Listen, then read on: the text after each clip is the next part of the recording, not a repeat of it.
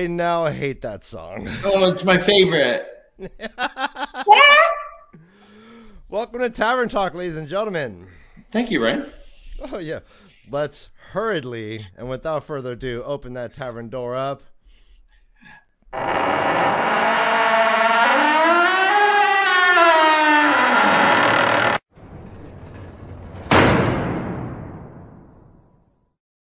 Oh, all right. We just get sucked right in, like. This is the church. This is the steeple. Open the door and see all the tavern patrons. Ladies and gentlemen, you hear the murmuring of the crowd. It's a small crowd tonight, but... Settle down, guys. Settle down. Settle down. You've seen us before. You'll see us again. All right, here, real quickly, before we begin, I want to take a second to speak to those who couldn't catch this show live. If you're watching this on a replay, this is a spoiler discussion show called Tavern Talks. So if you've not read the entire series, please come back and watch our Thursday first-time reader show. Brother Dan and I read The Wheel of Time many moons ago. We are on our first reread. Tavern Talk is a chance for Brother Dan and I to pick the brains of our expert guests, throw theories at them, speculate wildly, and have our guests pretty much calm us down and tell us what's what. So you get to watch us learn in a way. Tavern Talk is us learning along with you. This episode, we will be discussing the game of houses and whether or not Amazon should get rid of it. We will be discussing Moraine passing Land's water bond as well. We will then take a mid-show break, return for a segment of The Way of the Float, and continue the discussions, right? Lastly, please stick around to the end of the show for our new segment we are calling Thank You Internet, where we will be going through memes and what have yous from the internet, and we will have many, many laughs, right, Dan? Many. Mucho. Todos. Lafondos. Brother Dan, let's bring in our guests. Yes, please do. Hit that button.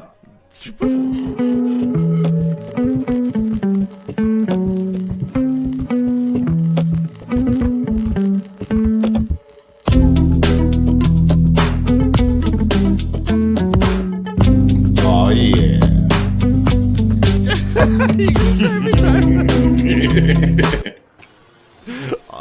Oh. Skeeter's reading. Jake's reading. Oh, hello. Oh, and they lived happily ever after. Okay. Hey guys, sorry to disturb you. We're always disturbing people reading, Ryan. We have such a studious people on our. Yeah, we got nerds on our panel like each and every week. It's great. Basically, anytime they're waiting for anything, all of our friends are reading because there's a bunch of nerds. But I love it. Hi guys. Well, thank you. Welcome. Join us. Thank you for joining us. Welcome. Good evening. Thanks for having us. Yes. Howdy. We're going to go ahead. Let's go ahead and introduce. We're going to go in a clockwise fashion. I'm noon and midnight to my 2 o'clock, maybe 3 o'clock here. There's a person that you can find on YouTube and Discord and podcast. No, just the videos, correct. Badger, why don't you tell us about yourself, my friend? Yeah, hi. I'm the Badger Reborn. Like you said, I have a full-time YouTube channel, which I haven't had any videos recently because I've been a little bit busy outside of the community, but hopefully we'll be back to it pretty soon. But it's kind of a variety of show and book topics that hopefully is a lot of fun. And yeah, I have a Discord as well and try to be as active as I can in other people's Discords too. And people that aren't watching live, just keep in mind that I was funnier live. I love your hot takes. Your videos are spicy tamales of takes, man. I love them. Thank you. Yeah, I try to be unique and different from what everybody else is doing. Well, I think you are succeeding, and I'm very glad that you are. And thank you for joining us. Jake is a familiar face. He's been on before. Jake. Yeah. Tell us about yourself, my friend. I'm Jake. I do not have a YouTube channel. I just kind of hang out in the Discords with my friends. When did you first start reading the book? When did you first start reading? About 8 years ago or so. I'm on my 5th read right now. Woo! Nice. Do you have anything that you do you have a Twitter or anything that you wanted to plug or anything? No, not really. Yeah. Okay. I appreciate it though. No, I'm glad you're here. Do you don't have a home brewing business? Do you have an Etsy? Do you post your poetry online anywhere? Come on, Jake. No, I really got nothing. Just hang out in the Discord with you guys. All right. Well, eBay. Eminem said you had one shot. All right. Well, thank you very much, Jake. You're always welcome, and I'm pleased every time you're on. Thank you again for joining us. And last but not least, a first time, a virgin to our show, the animation that we call Skeeter. How are you, Skeeterish? Good. Thanks for having me. Yeah. Oh my God, that is so great. Yeah, this is a test run, so it might be a little funky, but yes. I am all beta. Let's do it, baby. So Skeeter is also on our Discord. He is, as you can see, he's a pretty talented guy. Why don't you tell us a little bit about yourself, my friend? So I'm a longtime fan of the series. Been reading it since kind of early on, and did that whole rereading it every time a book was published thing. So I'm a longtime fan. I do arting on some of the Discords, on with the Treehouse. Yes, who is another longtime or often guest. Mm-hmm. So otherwise, just hang out on the Discords and chat with crazy people like you. Awesome. And you've been reading. When did you first pick up the books? Do you remember? I think it was like 1993 or so when I first started. Yep. Wow. Yeah, I think that's like more than half your life, huh? Skeeter, can you respond to this hot take already? Yours? Oh, well. Just slightly more talented. Slightly, yeah. Well, I do have a little edge in the points, but Badger's missed a couple lately, so you'll have that. All right, nice. Everyone in chat, let's spread the word. We have a great lineup. We're just getting started. Yeah, we started on time for once, and I think it threw everyone's game off. They're like, "What the heck? What the heck? I thought we had 20 minutes still." I really wanted Dana to be proud of me, and she was late. Well, Ryan, as you know, as is tradition, whenever we have new best friends on our show, we welcome them with a song that I write. So if I can just lay down so I can play this guitar, all right, I'm gonna sing a song. Brother Dan, you don't have to bend over backwards for this. I kind of did, though. All right. Everyone in the tavern, shh. Come on, guys. All right. The Gleeman's about to play. Yeah. Come on.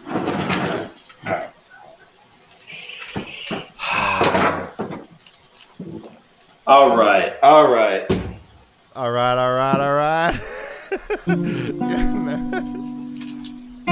right, so I'm gonna do a little blues. Can you hear me all right? Let me turn the mic up a little bit. Is that better? Yep. All right. All right. I'm ready. Are you ready? I'm ready. I don't think I'm ready. I'm ready. All right. Ryan, did you know how I woke up this morning? Yeah, tell me about it. Well, I woke up this morning feeling a little forlorn. Honestly, Ryan, I was like Custer at the Battle of the Little Bighorn. But our new best friend has perked me up, as you can see. I'm ready to down kill this episode of TT. So cheer so loudly that your vocal cords do get torn. For the Badger Reborn. But there's more. Oh, yeah. Our other new best friend feels like I was granted a genie wish. This community needs him like a sushi chef needs yellowfin tuna fish. He's super talented. You can see that avatar.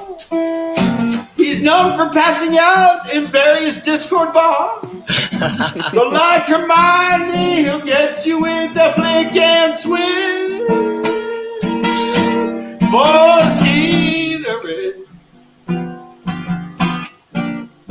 All right, but I'm gonna do an impromptu one for Jake. Right? Returning guests like him, they always take the cake.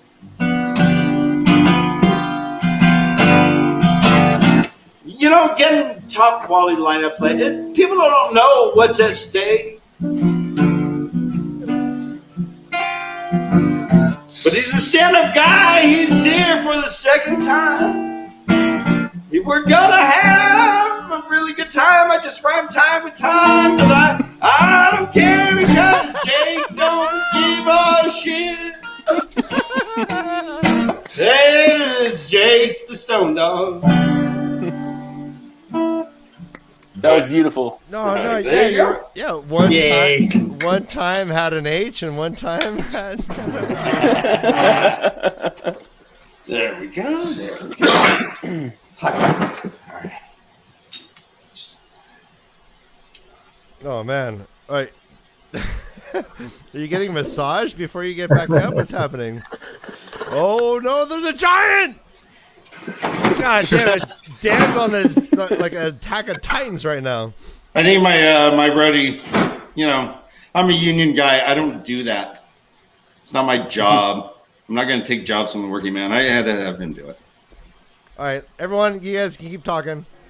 The patrons now. All right, thank you for your quiet. Thank you. All right, so guys, sorry about that, and yeah, sorry about that. Sorry about that, and sorry about that. Yeah, sorry. Those were great riffs, brother Dan. And how often do you get a song that quotes the Battle of Little Bighorn? Which is like never. Not often enough. Never. Which is like that is like a self-canceling term. Little Bighorn. It should be the Battle of Horn. Battle of just the medium horn. Yeah, like standard. Run a mill. It's a big horn, but it's a little one. Well, it's the lesser of the big horns. The lesser. Yeah. Like Pliny the Elder and Pliny the Lesser, right? Pliny the Lesser? Yeah. No, there was. All right, guys. Ryan, do you want to jump into the TT here, baby? Yeah, please do. This is the second time I called it that today. I'm into it. Okay, cool. I think after episode 30, we can start like branding it differently. I think it's maybe necessary. TT, baby. TT, baby. I'm gonna email our colleagues. Hey, you want to be on an episode of TT, baby? TT, baby. How many Y's is that? 3 Y's at least. Yep. At least. Yep. At least. Maybe 4. It's as wise as you want it, baby. All right, so Ryan, start us off here, man. What do you want to talk about? All right, well, in this episode, we basically have the most epic psychological, kind of like dramedy between Lan and Moraine when she talks to him about passing the bond. She does this great thing where she says, "Oh," and in her mind, she's like, "I've practiced this 100 times." And then she proceeds to just say the most blunt thing. Yeah. How did it go? How did it go each of those times in your head?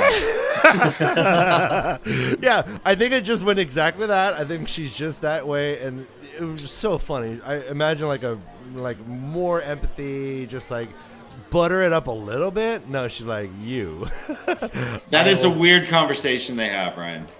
And like, okay, so I would love for everyone to just kind of like get into this. There's so many avenues to go on, like the Moraine psychology, the relationship between Lan and Moraine. Like, if anyone wants to start, anyone has any thoughts about this, jump right in. So I mean, as far as let's try and be a little specific. So as far as like, why did this conversation even like come up the way it did?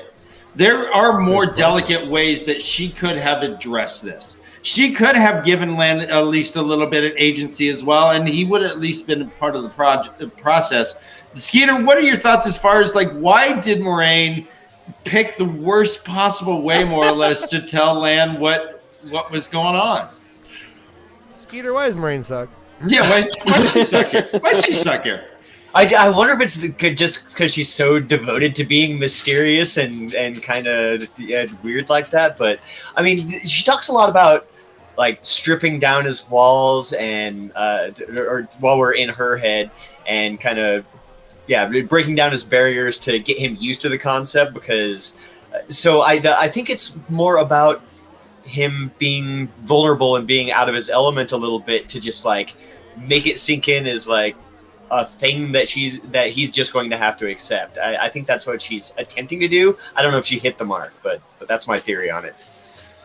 Well, how much did Nynaeve, Badger, how much did Nynaeve go into her approach? She seems to, she asked him 3 times, does this bond not chafe you? And then she gets kind of more and more mean. And at the end, she starts reflecting on Nynaeve and her effect on him. Yeah, I'd never, like, before I listened to the scene today, I'd never quite understood why Moraine had spent so much time, like, planning how to be mean to Lan just to give him this bad news. But, yeah, I actually think that's exactly what it is. I don't think Moraine was trying to get Lan to accept the bond news or try to get him to, like, be happy with what's going on. I think her only focus was to get Lan to a point where he would realize that he wants to be with Nynaeve, and he wants that more than other things. I think that was her like only goal in the scene, was to make him so mad about what's happening that his mind would click and say, no, screw you, I want my bond to be passed to Nynaeve. That's what I would like. Even though he doesn't say it out loud, I think she wants him to think that. And I think he does think that. So you think like she totally tripped him up. She like led him to believe that she was going to bring Nynaeve up, but she slipped in Rand and how he was acting like an Ileana lord, and right, and she was pleased with her progress. yeah, because she wants to make him connect the dots for himself on why he was doing that with Rand. She brought up like, maybe he'll be with a slip of a novice, which obviously, or a slip of a girl. Obviously, he's gonna think of Nynaeve, but she didn't want to say it out loud. She just, I think, wanted him to make all these connections as to why he's doing it and that he wants to be with Nynaeve. So Jake, Lan uses the excuse of Tavern. He's like, well, come on, lady. You're always saying the weave wheels and the Tavern. Fine. It happened to me, maybe. How is that? Fault. All right, hold do you on, think that real quick? These are great points from Chad, brother Dan. Right. I think they add to the conversation. Daniel says, I think Moraine was trying to provoke him to see if he wanted to break his bond because she saw him heading that way. What do you think of that? I don't think he would have broken his bond, at least not in that moment. Maybe after, like later on, a few books later, after they'd spent some time together. But right now, they've only had that one trip, and he's been with Moraine for 20 years, and that also may be just how they talk to each other away from people. Like they may just bust each other's balls. Yes, that would suck. That's the worst. God damn. To tie some bows up for both of them, like she's trying to break down his walls. She's trying to do that so that Lan will realize that after, like, Moraine knows she's gonna go. She's not gonna survive this. So when she does die, Lan will go crazy. He will go to the Blight. He will go fight to the death because that's what he's gonna do. He's got to, she has to make him realize that there's more to life than just going and dying. At this point, how does she know she's dying? I don't think she does yet, but I think she just always sees it as a possibility, an imminent one. And she's not doing this like out of goodwill for Nynaeve or Lan. I think she wants to tie another really devoted protector to Rand, even secondhand through Nynaeve. I think that's her motivation. I think so too. I think it's, you could question whether or not she has, the moral, authority to do these things, but I do believe that every little thing she does is designed to win the last battle. So her like hardening Lan in this way, I think it was by design, but I also think her delivery was altered by her jealousy. So I think she thought about 100 times, but like there's an emotional piece of the relationship, and I think that's a really interesting part of it. She said, I've never felt jealousy before in my life. I don't think he's been fucking women all over the place. I don't ever feel jealousy. I feel it in the bond. Yeah. It helps me sleep at night, but I don't feel jealousy. Like, it helps me remind myself of human connection when I'm feeling Lan having sex in the bond is what I think is happening. But like I think so. She's most definitely jealous now, right? Well, she admits it in her. Yeah, thoughts. she was surprised by it. In fact, yeah. So, how do you think her jealousy altered any of this? Do you think she decided to pass the bond through jealousy? No, I don't think so, because this seemed like the first time she had ever been jealous, and she'd obviously done the bond thing a long time ago. She's too cool-headed for that, too. She would have thought her way through it. Right, yeah, she's just working through that emotion, and just surprised that she's having that emotional reaction after all this time. Yeah, she didn't expect it. I didn't even know that a warder could ask to be let go of his bond until this point. How often do you think that happens? Well, you said 400 years it hasn't happened. Oh, I'm sorry. When a warder asked to let go of the bond? Yeah. What happens? If you asked, is it granted, or can they be like, nope? I would assume that she could say no. She's like, here, put on some gold bond on that shit. And in fact, I think that Moraine herself, when pondering, she was wondering when Lan was going to ask, and she also was wondering what her response would have been. Mm-hmm. Here's a great point from Scott. Norb! A bunch of numbers. I think Moraine was trying to pass the bond to Nynaeve. I also think this too. I was going to get into this, but she can't yet, as Nynaeve is not an Aes Sedai, so she passed it to Morel instead, with the understanding that she would pass it to Nynaeve. Yeah. Did she do the bond like ceremony or whatever with Morel? Did she do that in Faldara? Was Morel there, or would it? Because otherwise, it would have been like a long time ago before she even met Nynaeve. I think it was in Faldara. I don't think it was stated. Because I'm pretty sure Morel was in Faldara, though. Like 90%. The way she said it, she said she did it in response to how he acted in Faldara. Yeah. She's like, that's when I questioned you. Yeah, that's when she started questioning his loyalty. Yeah, so that kind of makes sense. Yeah, I have an issue with this. Oh, wait. Well, go ahead, Jake. Hot take. Shancy's coming in saying, I think Moraine passed the bond to Morel before she met Nynaeve. Holy shit, that's a hot take. So I think she completely differently. Yeah, I think she did it after Rand came in and met the Amerlin seat. All cat crosses the courtyard, like right. That's and when she knew that Lan was on the side of the villagers because of Nynaeve. Yeah. He's spilling 3 drops of water and saying the earth thirst, and she's like, "Oh Jesus Christ! What the fuck is this now? Oh, God damn you, Lan!" And Lan's just chuckling in the back, his stony faced. All right, so but Shancy says, was Morel even in Faldara? Like, does that need to happen in physical space? Can you just send messages? I don't know. Can you just like pass a bond over to Tarvalon, like Patrick via Wi-Fi? I think Wi-Fi. How do you pass? I think they would have to be in proximity. I would think so too. All right, well, these are good points. We're being proven wrong. Yeah, huh?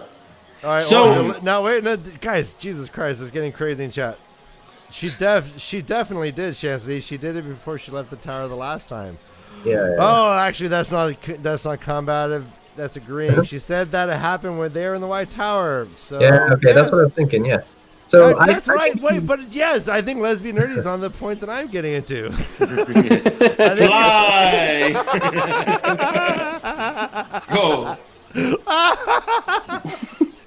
Go. Yep. That adds up. Dear Morel, when you read this sentence, you will now be the owner of Land's bond. Shiver, shiver, shiver. Oh, thanks. Oh, I felt it. Thanks. But I think Moraine does it before even meeting Nynaeve because of like one thing she says to Lan in this interaction, which is like, I can't remember the exact wording, but it's basically, I'm giving your bond to Morel because that way you won't kill yourself on your ridiculous quest to fight the Blight. because Moraine always does what she thinks is the best without consulting other people. So she decided to herself that Lan's quest against the Blight was ridiculous, and she didn't want him to die that way. She thought it was useless. So she decided, I'm going to pass the bond to someone else so he won't be able to die that way. Correct. She even says, I do this, what I do for your own good. And I go, ooh, shudder. Come on. This is for your own good. All right. Oh, keep going, Dan. All right, so show your true colors, Dan. All right, so Chastity, she says, I think it's significant that Moraine trusted Morel with Lan's bond. That puts Morel in a very tiny circle of trust shared with Swan and Moraine and very few others. That is a great point. They were buddies back in the tower in New Spring, though. Beautiful. Now, I would love to ask Chad. Does Chad buddies believe, like with quotes? Brother Dan, hold on. I want to ask Chad. Do we believe that Moraine passed the bond to Morel with the intention of it being passed to Nynaeve? Oh, gosh. I find that hard to believe, to be honest. Unless there was some sort of like instruction kind of saying, yeah, keep your eye on Nynaeve, and if you think that she's a qualifier.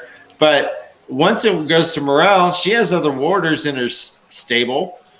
I find that hard. That's a game of telephone that I don't think that Moraine would necessarily have taken. Well, she would have just passed it to Nynaeve. If Moraine did it in the White Tower, she hasn't gone to the White Towers since before meeting Nynaeve, so she wouldn't have even known Nynaeve at that time. Correct. That's great. Yeah, right, yeah. That's creepy. Yeah. I mean, so she's been holding on to this for how long? 20 then? years. 20 years, and she only thought about it 100 times. She could have prepared way longer.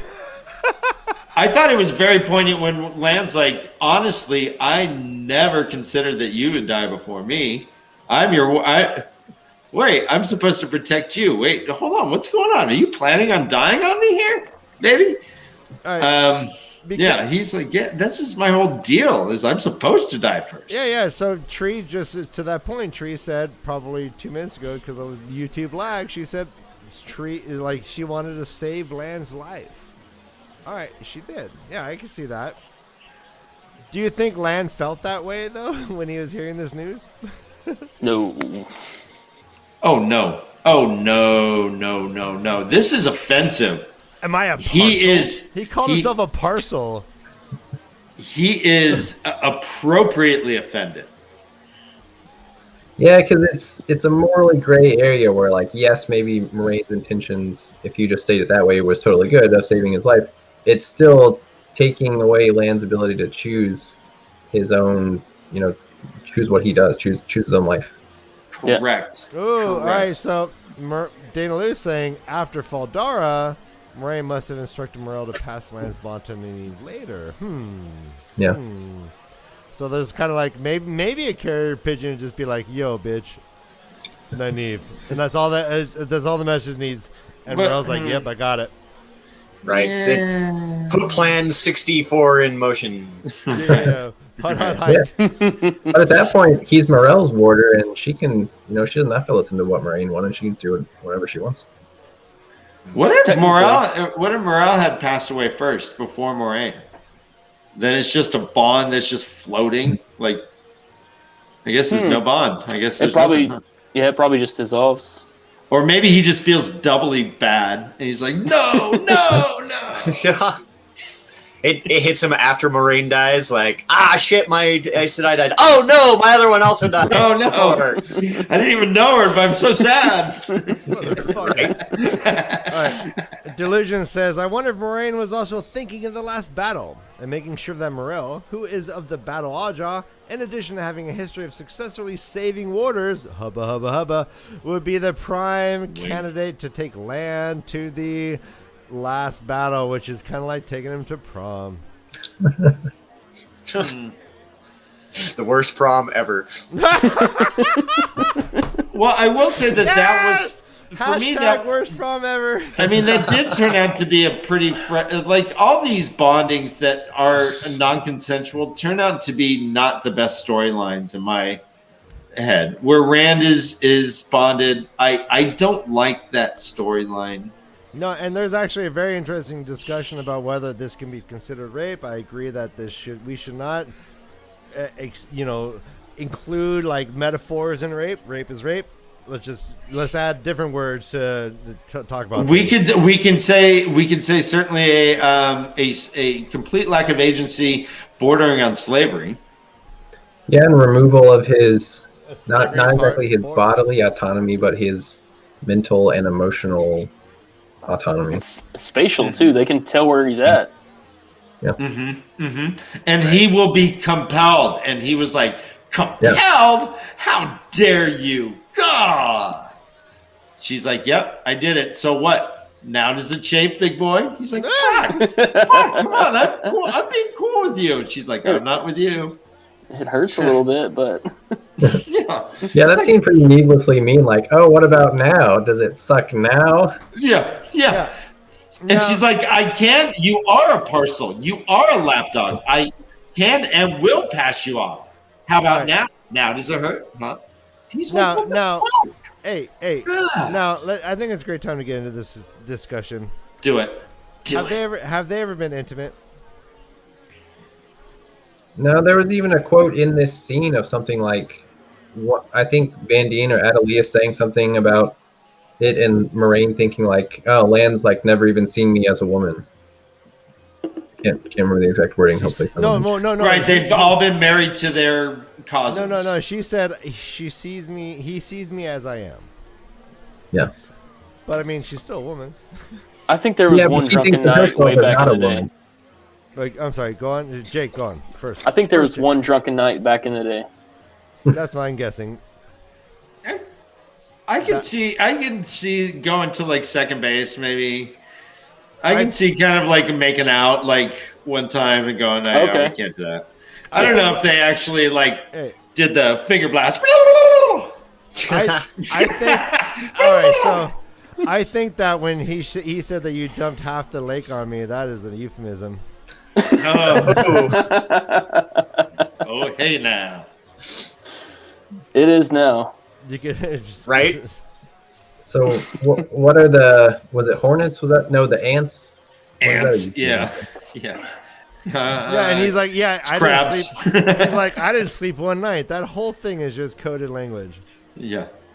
Now it burns when I pee. Thanks, Moraine. God damn it.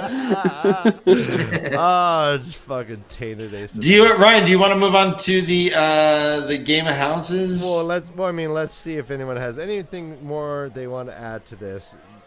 Anything regarding Lan and Moraine's relationship. Yeah, the bond, anything like that. And actually, I want to ask Badger real quick. Badger, it is my conceit that for 20 years, basically, Lan and Moraine has been going out playing, like, acting like census workers and going to villages and, like, asking people about births and ages and shit. Okay. 12 years old. Thank you very much. And, okay. And for daughter, no, daughter. Okay, thank you very much. Bye. And then, So, like, do you have? What is your thoughts on the 20 years of like Moraine and Lan going out to find Rand at the moment they find him? What do you think of this going on? Like, what do you mean? Well, like, if you were like write a fanfic about like what that whole period was like, like what would it include? I was thinking about that when I was like thinking about the chapter. I actually think it could be really fascinating as like a spin-off series, like the Adventures of Moraine and Lan, because they clearly got into some scrapes because they think about having to have like fought before, and like there was the time in this scene, Moraine thinks about Lan like running 20 miles or something while carrying her to safety. The horse and then almost kills himself. But like, what the hell is that all about? They're literally just looking for Rand. What are they like stumbling upon? Like, what is this all about? Like, were they in a wars time situation?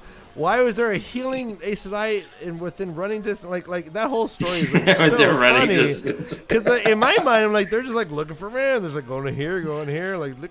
Rand? No? Rand? Okay. Okay. Over there. Rand? I mean, maybe census workers have a harder job than you realize. Right? Ah! Yeah. That's rough for the traveling census worker. Yeah, all the census workers like, oh yeah, I've definitely carried a woman to my biggest death to save her. Right. All right, so chat's coming in. Like, no one agrees with me. Yes, it is. All right, let me find out. I don't know. I haven't found him here. Let's move on. Morel is the FedEx of the Wheel of Time. Fresh Prince of Ravens. Welcome, my friend. I know. Good to see new names. New faces. All right, so so Prince Raisin saying it's strictly to platonic, two mission-oriented people. That's fine. Do you think they helped each other? Like, do you think like Moraine ever helped Lan like bag a chick? Well, can we consider Morel to be kind of like the Christopher Walken in Pulp Fiction, where I held on to this uncomfortable piece of rock up my ass for 3 years. that could be Lan. That could be her. The way that she passes Lan off. He's like, hey, Nynaeve. Hey, buddy. Hey, you see this hunk of rock here? Yep. This is your birthright. This is your birthright? This is your birthright. Mm-hmm. All right, so Chancellor says, Lan and Moraine probably each had trysts with various humans during the time. I'm glad you specified humans. I always saw Moraine as bisexual with a slight preference for women over men, and I see that as well. I think when she said slip of a girl, she's kind of like letting like a little part of her psychology out. Slip. She let that slip out. Yuck. Yuck. Yuck. Nothing yucky. Not yuck. No yuck. The way Leaf is all about slipping. Sometimes a cigar is just a penis reference. I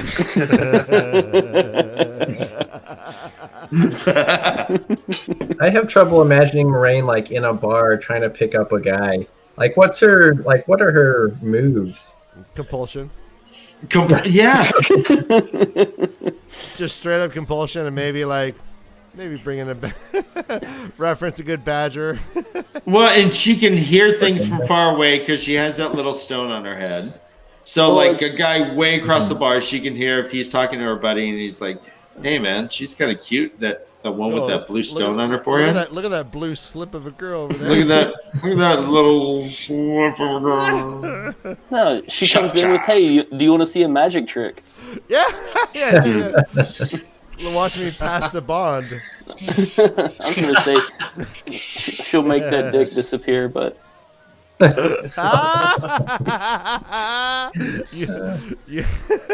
you know how much a Grom weighs? No. Enough to break the ice. Hey. I'm gonna do you.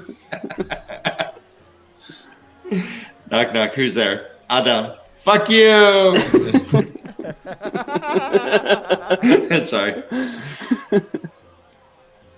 Unbelievable. All right, well, I feel like we are close to taking a break, and I don't want to get into the biggest discussion of the night. So, well, do you guys think that Rand is a good musician? How good do you think he is? All right, like let's give him modern day musician corollary. Who do you think Rand would be right now? Like, my modern day corollary would be college guy on his residence hall floor who gets out his guitar in the common room, and everyone walking by is like, "Oh, okay. Yeah, you're pretty good." And in his mind, he's like, "Yeah, I am." Yes. See, I was thinking similar to that, but at a coffee shop. Okay. Like maybe so just open mic. No, he booked it. He booked it himself. Like he hounded, he badgered, if you will, the manager to let him come in, and they were just like, "Fine." This guy again. Like, did you guys see my flyer? I put a bunch right outside. They're like, yeah, we saw them all over. Yeah. Put 1,000 flyers around just the block. Hey, man. Like, it's a open mic night. Like, yes, you get a turn. Yeah. All right, I mean, I'm gonna take Chancellor to task right now. Rain had no doubt he'll land numerous times. She's very familiar with his body and does not want that D. I mean, I'm gonna argue with that. She said to him, "You were as hard then as you are now." So, attest to that, Chancellor. I think she knows what's going on down there. Yeah. It's rock hard. And your fierceness is more visible. Totally. Grim visage. All right, so Lesbian Nerd is agreeing that he's good enough to not annoy the people in the cafe, but not necessarily good enough for people to stop talking and listen. Yeah. Like these tavern patrons right now. We're trying to have a discussion. They won't. But they'll clap at the end. They'll clap after each song. Because he's good enough to get a little bit of respect, but. Art, you missed 45 minutes of the most amazing shit you've ever seen on YouTube. Oh my gosh. Where have you been? You missed everything, Art. All right. The show's almost over. Yeah, let's start over. Right. Everyone back up, because Art missed it.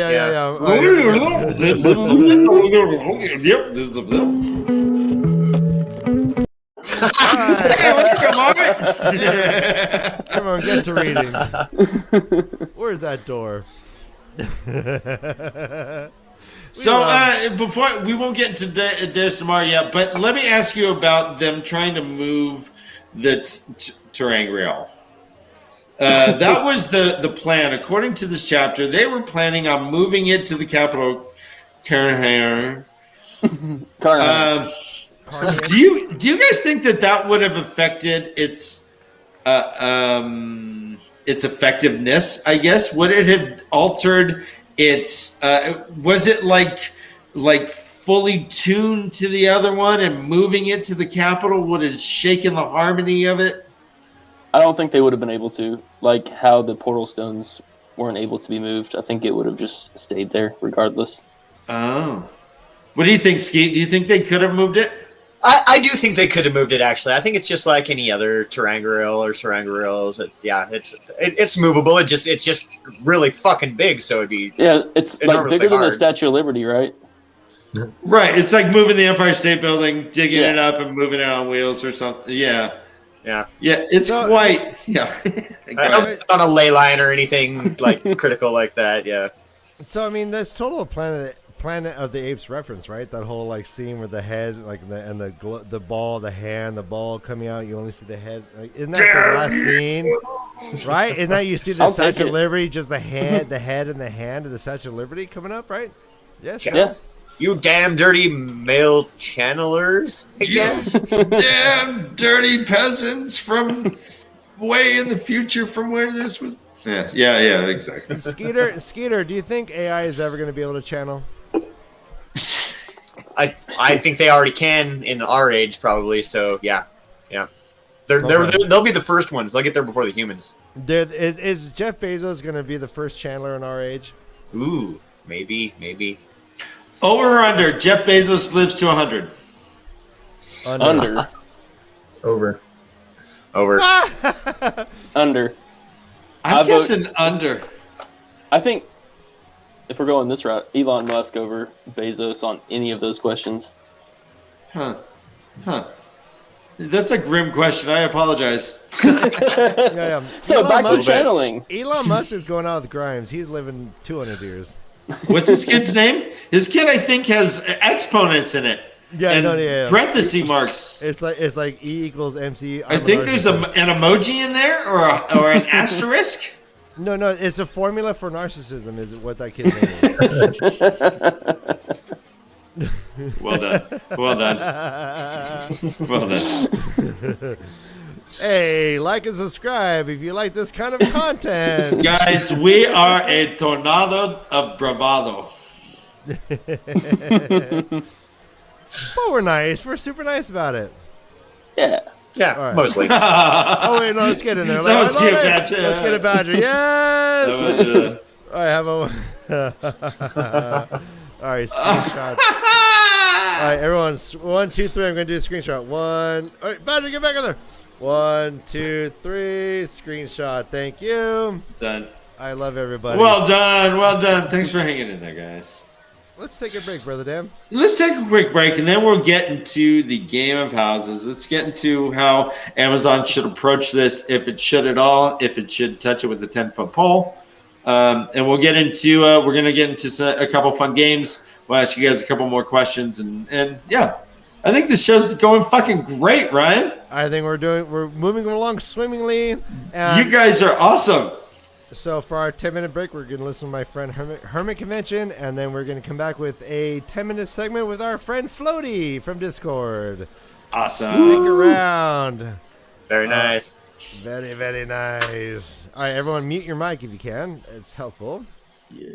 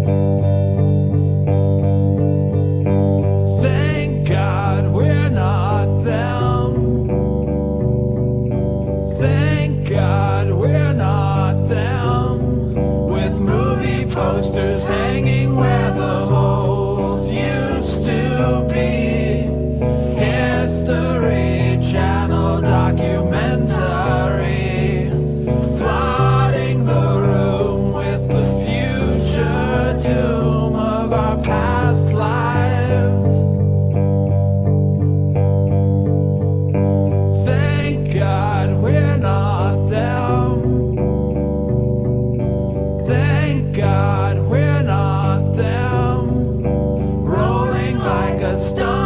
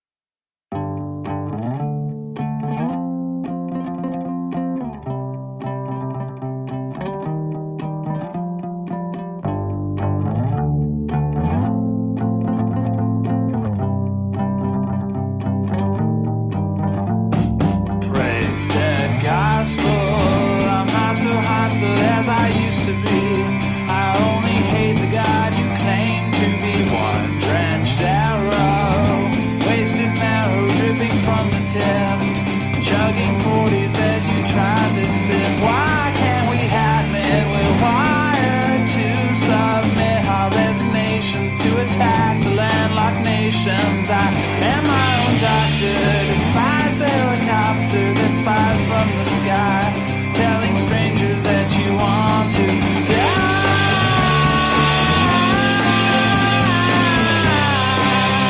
From a self-inflicted knife wound,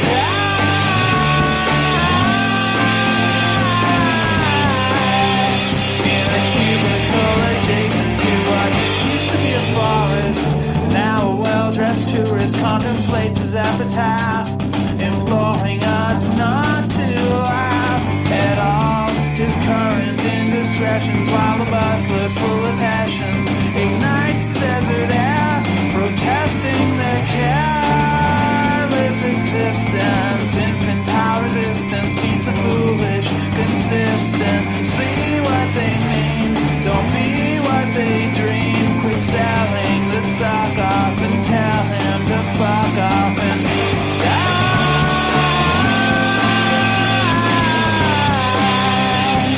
Like a million martyrs die.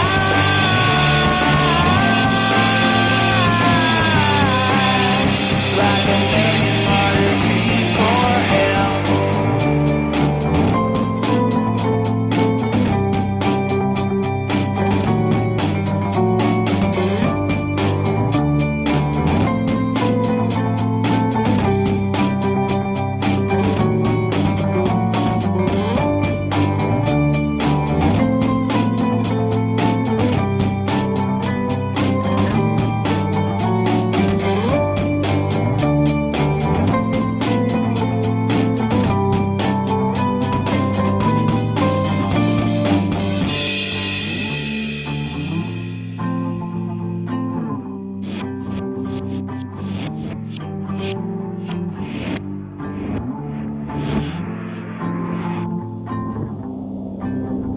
Like a million martyrs before him.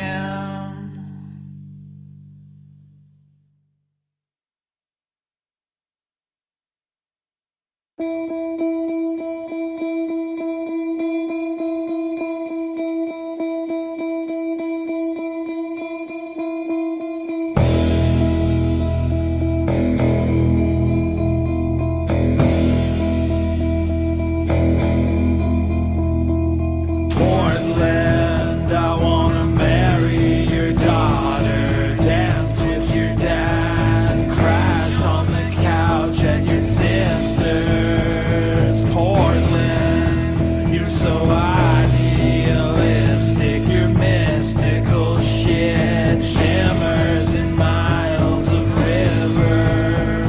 Portland, we locked eyes as we kissed while you playfully dissed on my hipness with listlessness. Portland, where does Malcolm live? He's got no room to give, so he keeps his address to himself.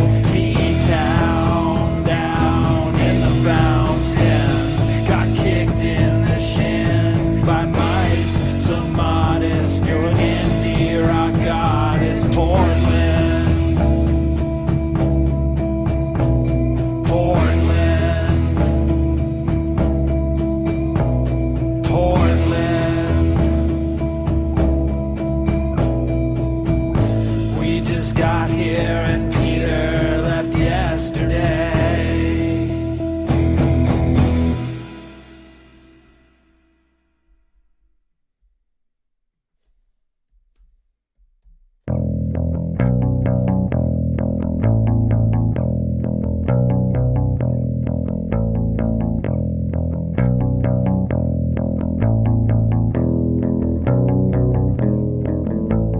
Flashing that gang sign, you know you never held a gun in your life. You've got a wife and 2 kids, and your checks are signed by a computerized guy you've never met in your god-forsaken existence.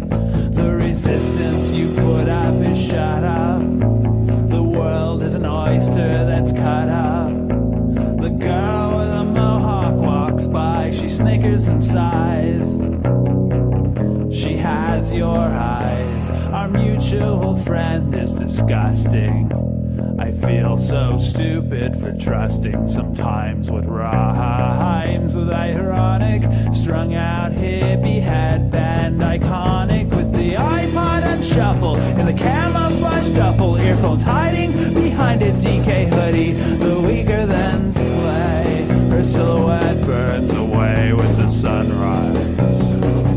She has your eyes.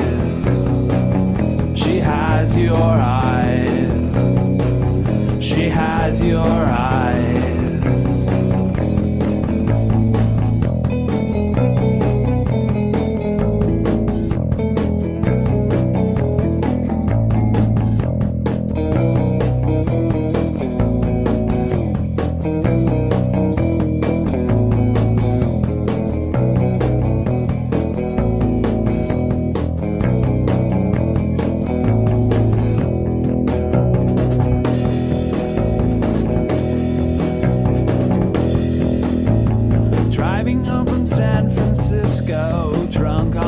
Shows you sold 10 CDs without saying please. What's your secret? A holy clover. I really hope I don't get pulled over in the drive-through lane, soaking up rain with a dozen blankets. I ascertain that she might need $1, but to her surprise, she has your eyes. She has your eyes. She has your eyes. She has your eyes.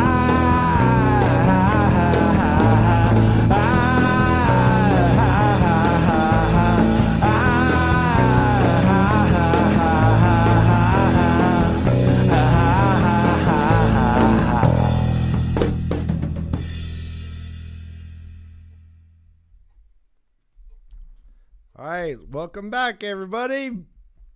We are all live. Welcome back. Let's unmute everything. We lost Jake for some reason. There you go. All right. Robbie. Sorry, lads. That's all right. You've had a busy day. Well, I have not really. I just didn't realize it was daylight savings, and I didn't look at my phone. So yeah, that's amazing. Well, I mean, I think you're just coming off of that glow of that amazing live stream you did yesterday. Well, that was a lot of fun, I have to say. Yeah, so I was mentally a bit wiped after that, but it was a blast. I had fun. So nice. Well, welcome. Better late than never, and all that.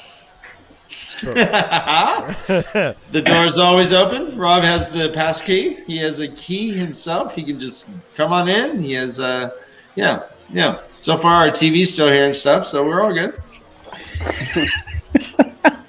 All right, so guys, part of being our new best friend is we have to get to know you just a little bit better than we do now. So I got some 5 quick questions. We'll just kind of we'll start with you, Badger, on this. We'll start with you, Skeeter, on the next one. Go on to Jake and etc. So, are you ready, Badger? I am ready. My Bring friend. it in. Badger Reborn, have you ever seen a proper palace? Yes, I have. Which one? Is that personal? No. This is how we get to know our guests. I mean, like he might be giving out. It's an interview. Yeah, I've been to a castle in Germany that is called something like Neuschwanstein. And it's like one of the Disney castle, or at least one of the things the Disney castle was based on. I'd call that a palace. Oh yeah, I would say that counts. How about you, Skeeter? Have you ever seen a proper palace?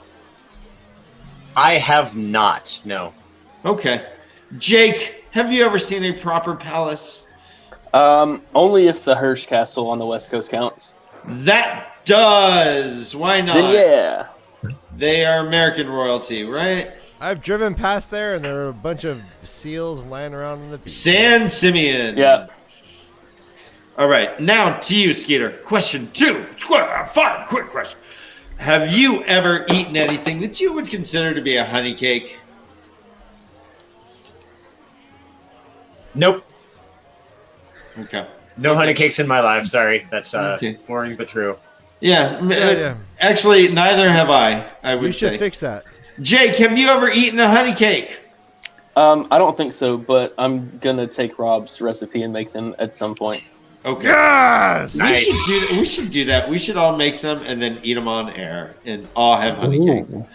The Badger Reborn, have you ever eaten anything that you would consider to be a honey cake? I feel like I think it's like Little Debbie honey buns. Probably like a terrible version of a honey cake, maybe. Okay, but a honey cake, you smell it. You walk into a kitchen, you're like, oh shit, someone's making honey cakes.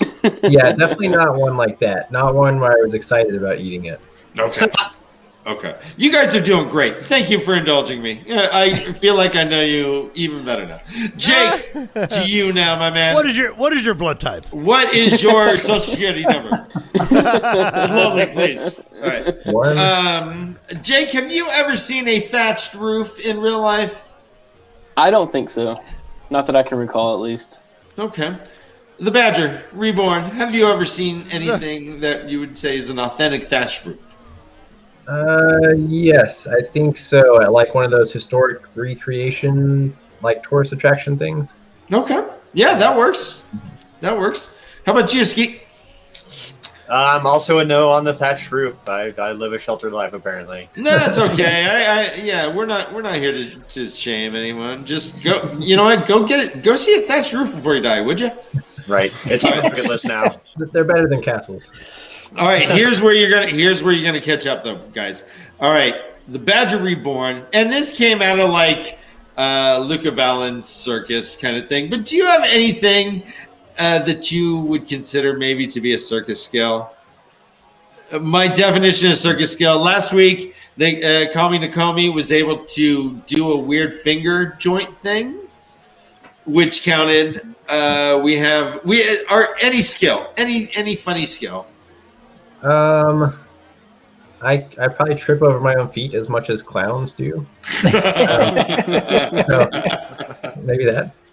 Do you do that in front of your classrooms? Yeah, just everywhere. You're like Chevy Chase doing like the Ford impersonation. Yeah, I rarely fall down, but it's like the trip and you catch yourself type of thing all the time. Well, you know what? So I think that you have a negative in no, you have a plus in agility or dexterity though. If you keep catching yourself, then you do have a bonus there. Brother Dan, this is constantly being brought up. Is White Castle a proper castle? If you want a hamburger, you go White Castle. White Castle. Castle. Hold it now. Skeeter. Hold it down. Skeeterish, do you have anything what is your skill that you would take to Luca Vallin and say, hey, buddy? I can grow facial hair in one musical interlude. Wow, that was it. That was a cool triangle that you grew. Oh, oh wow, there's a magic trick with the eyes. Wow. All right, so no juggling, no Rubik's Cube, no anything like that. No. So in the break, he just basically like tried out for Limp Bizkit, got accepted, and grew the goatee. Yeah, that's correct. That's going to be my side gig from now on. All right, so here, Rob, now that you're here, everyone wants to know, are sopapillas with honey considered honey cakes? Well, no, because of the with honey. Oh! That's a good point. A honey cake is made with honey. If you have honey with something, you are just having honey with it. So. You are right, yeah, right. Otherwise, you can just have like an English muffin and just pour honey on it. Honey, yeah, oh look, I've got exactly. If I grab a bee mid-flight and shove it in like a birthday cake and then eat it, you are going to be very uncomfortable. Yeah. Good luck, buddy. God damn it, Jake. What is your circus skill? Man, I don't know. Effing man. Yeah, I got nothing. I got no circus skills. I just got some Brother Dan, Jesus, I noticed that. Dan. I was going to give him a pass on that. Apparently, you guys didn't hear the comment after Luca? Do you feel ashamed? No. I thought. Yeah, I do. Well, I think Yeah, I do. But I think that's par for the course. Dana, you should not be super surprised. You know me. But I do appreciate the correction. And in fact, guys watching at home, if you're not watching live, anytime we're wrong, go ahead and send corrections to @Ryan on the internet. He will find them, and he will. Yeah, @Ryan. @Ryan, I'm at Bullseye. Okay, cool. So no circus skills per se. No, you don't bat right and left-handed. You don't. No, not left-handed. You don't make good omelets. Jake. You don't. What's your big move in the bedroom, Jake? Okay, You fix pancake. Okay, last question for all three of y'all. Just jump in when you want.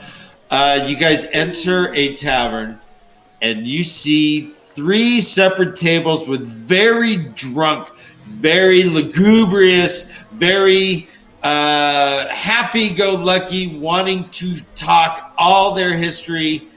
If you just ask them questions, sitting at separate tables. At one table, there's Lan Mendagrin. At the other table, there's Tam Thor. At another table, there is Asmodean. You can only sit at one table, and they are happy to share whatever you want to know. Who do you sit with? Anyone? Definitely Tam. I feel like Asmodean would be absolutely terrible to have to sit with and listen to when he's drunk, because all he's going to talk about is how good of a musician he is. Yeah. Oh, that's a point we've not heard yet. That's a good point. That is definitely, that's a new point. I remember I played Madison Square Garden. You know, I opened for Huey Lewis and the News. Yeah, you told me. Yeah, they were pretty good. Brother Dan, That'd be awesome, though. That'd be awesome. Like, yeah, tell me about that, please. Can we all say hi to our new friend Brent Chenhall? Wait, let's nice. This guy. All right, so one vote for Lan. There you go. No, Brent Chenhall, new face, new name. Chenhall. Please subscribe to our channel. Yeah, my man. Good to Join see you. us again. This is great. Welcome. Skeeter, who would you pick? I would have to disagree with Badger on this one. I think I would go with Asmodean. Those concert stories would be entertaining in the first place, and B, you can pick his brain about, like, if you can get him off the concert train a little bit, you can pick his brain about some Age of Legends stuff, and he's just got some longevity there that he brings to the table that the others don't. I was saying of a Jerry Garcia. No, I know, but what's it like to be a dark friend? Yeah, well, all right, so me and Jerry, we saw Bob Dylan backstage. We're like, hey, Bob. No, please tell us, how do you become a Forsaken? It's like, so what's your body count at this point in time? Right. That's a good one for Lan, Tam, and Asmodean, actually. Yeah, that's true. I mean, they all say liquor is truth serum. Lan would have no idea. No clue. Tam would know every single person he's killed. Yeah. Who would you sit with, Jake? Asmodean. Asmodean? Yeah. I think I would too. Go on. Oh, like, for those reasons that Badger didn't like. It's like, so the time that I played Madison Square Garden, like, yeah, I want to know all about that, please. Right. No, but it's not going to be a good story. It's going to be like, did you know I was a better guitar player than so-and-so? I was the real best. Yes, please, tell me about it. I want to hear. Spill the tea, dude. I want to hear it all. No, so you... Yeah, I wrote that song. Yeah, I wrote all the songs. And then I got ripped off. I would pick Asmodean just for the dark side, just to know what the Dark One's like, just to know that whole thing. It would be my pick, but I'm always fascinated by people's picks. Guys, you are now officially our new best friends. New best friends. Thank you, gentlemen. I have an additional question I want to ask that may have already been asked. What's that? Skeeter, you are now a animated head, and obviously we're familiar with an animated head in the fandom. Oh. You're an animated head with a body, which is a new thing, but does this body have hands? It does not currently have hands. I'm hoping to crowdsource some going forward, maybe. Crowdsource. You don't know. Crowdsource some hands. No, yeah, this song is called Hand Check. Skeeter, where are your hands? This is where Skeeter's just emoji goes, you like to know? Are your hands socially distanced from your crotch? Let's talk about it. No. You're such a dish. Short story is no. End the song. All right. Hard stop. End the song. How's it going? All right, so guys. Oh, the door's open. The door's closed. We're all good. You guys want to start talking about this chapter? So we agreed that this statue would be probably not moved. Oh, Skeeter, you think that it would have been moved, correct? That they would have had the ability to move the statue to I think Carhane? it's capable of being moved. I think they would need a lot To more where? people and effort. Yeah. Carnage where- train? The Carnage train? To where, Dan? Caroline? Fuck, I don't know. Carhane. Kahihimi? Carhane? Chupa I don't know. Fuck, I don't know. It doesn't matter, Ryan. Stop. Leave me alone. I don't like this. God, that city with this begins with a C. So I'm of the thought that if they were able to move it to that capital city, that it may not have even worked. That it was maybe set where it was on purpose, and just because you have the key, I think it was tuned precisely with the one on Tree Malking, and any sort of movement would have fucked the whole thing. Was Tremalking even necessarily where it is now when the statue was made? Yeah, I mean, there was a breaking, huh? Yeah, that's Yeah, what I would okay. say. Yeah, I forgot about that breaking thing. Damn it. It was 3,000 years ago. You're good. Yeah. Yeah, You're so allowed we- to know. What'd you Yeah, have for we- dinner last night, Brother Dan? Yeah, Yeah, how you gonna remember breaking 3,000 years ago? yeah, that's a good point. Thanks, Ryan. I feel better. Good for you. So let me ask you: so when Rand sees this Terangrial, he sees it. He thinks that sunlight is glittering off of it. Was this thing just glowing for him from super far away, or was this actually sunlight that was hitting it? Skeeter, what do you think? Oh, Jake, you think it was sunlight? Yeah. Otherwise, it would have made news if it was glowing. Okay. You know how all those nosy nobles in Kyrian talk. Sure, but as scholarly students study, they would know that maybe only someone who can channel may see it glow. So that's why I'm wondering if it was glowing for Rand and Rand only, Okay. or if it was actually sunlight glistening off of it, I guess. Do you guys have any thoughts on that? I mean, it's a weird question, but I think something was definitely happening because Rand had the weird draw into it where he couldn't resist and didn't know what was going on.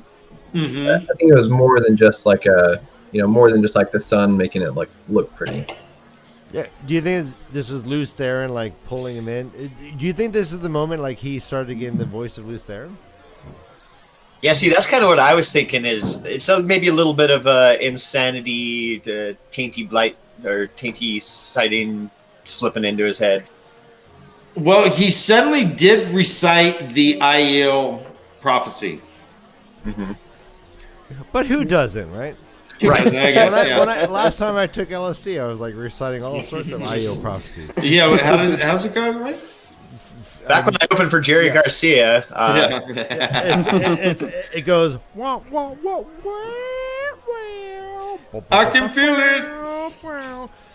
Yeah, it's a Nice. song, bro. I know the song. Oh, okay. Oh, well. In All right, terms so, of wait, Art Anastasia wants to say. Hi, Hi-yi-hi. All right, yes, exactly. Thank you, Art. You're right. I think that's how. Carhane. Yeah, that's how I say it. All right. the innkeeper says Kahine.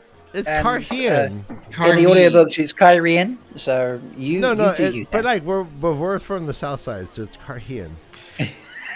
from the south. Okay, Oh, then throw up your gang signs, then, Ryan. Carhane. What the fuck? How do you? Badger, No, how do you say it? How do you say that city? I say Kyrian.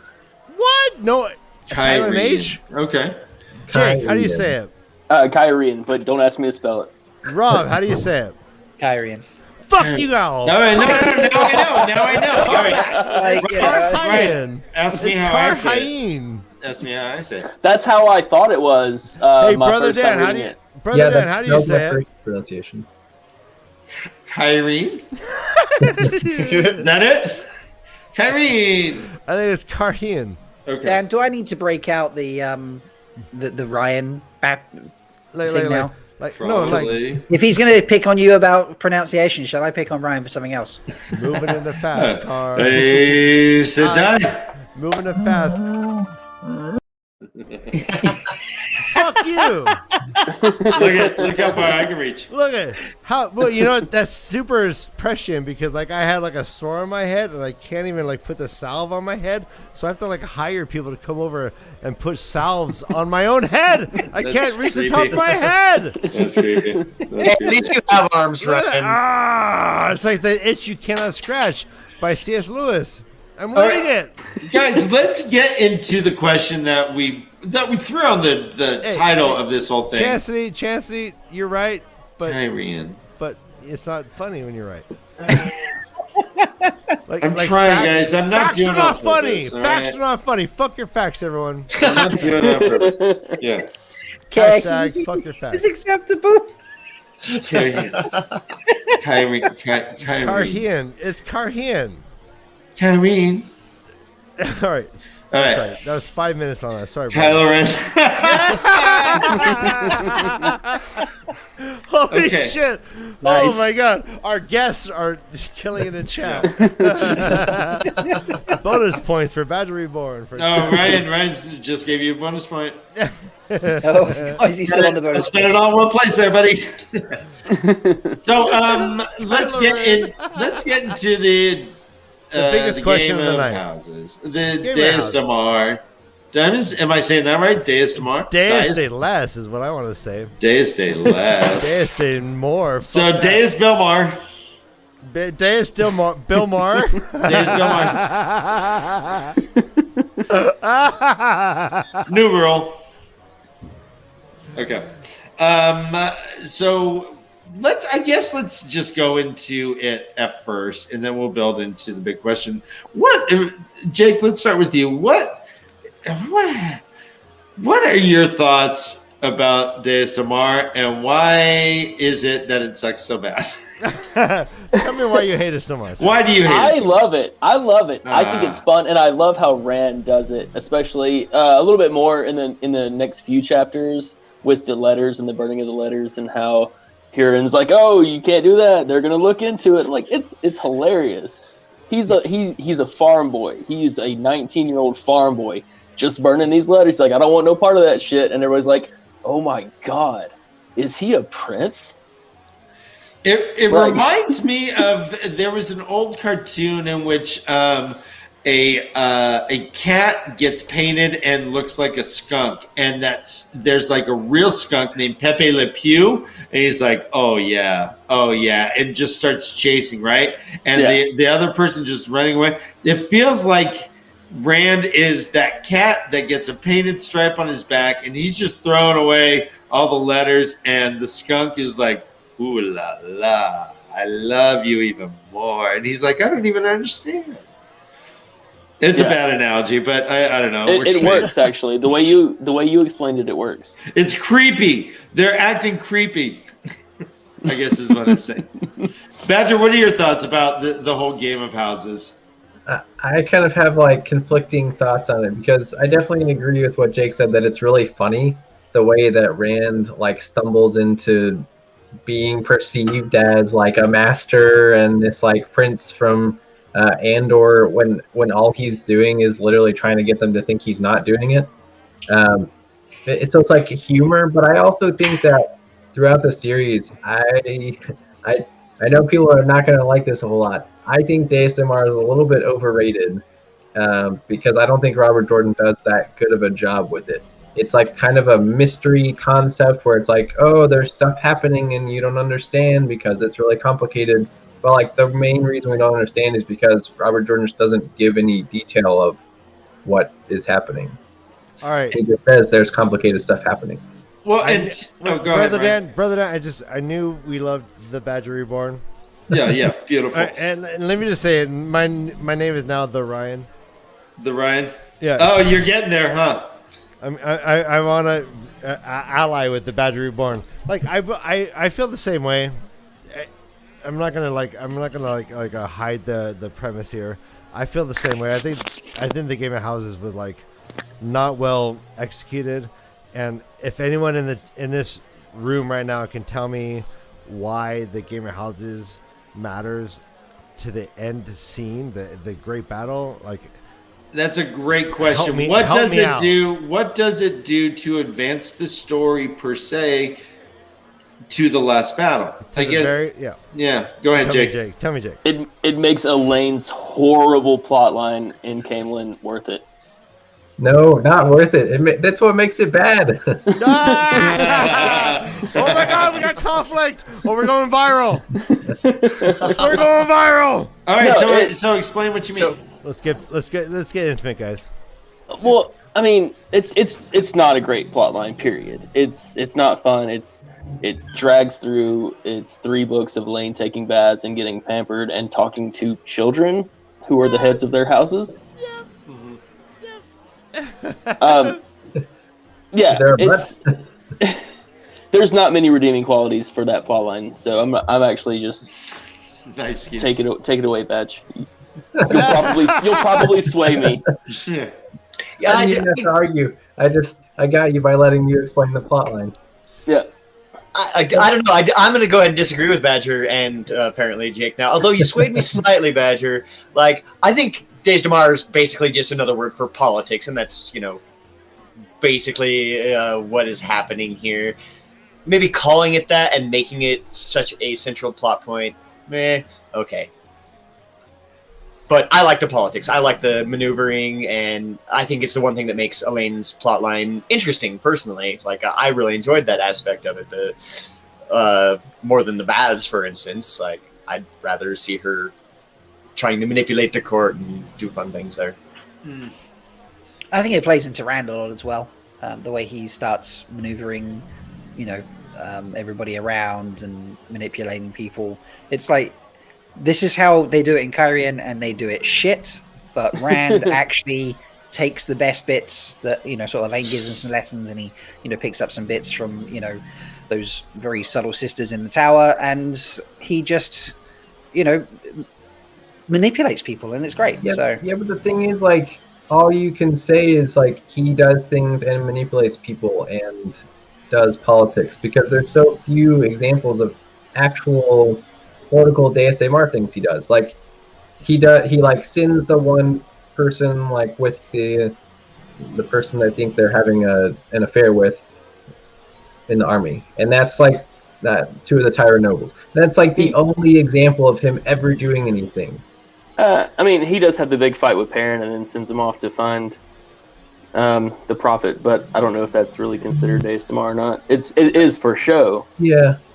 I mean, I guess it is, yeah, but it just, I don't know, it seems weak. And, like, the biggest Days Mar conflict, in my opinion, was, like, when Rand was coming back after Dumai's Wells. And Rand solved it by going, like, hey, I can channel, let me take the crown off your head, crumple it up, and then put it on my head. Right, he's a magical god man. Yeah. He's also Tavern, so...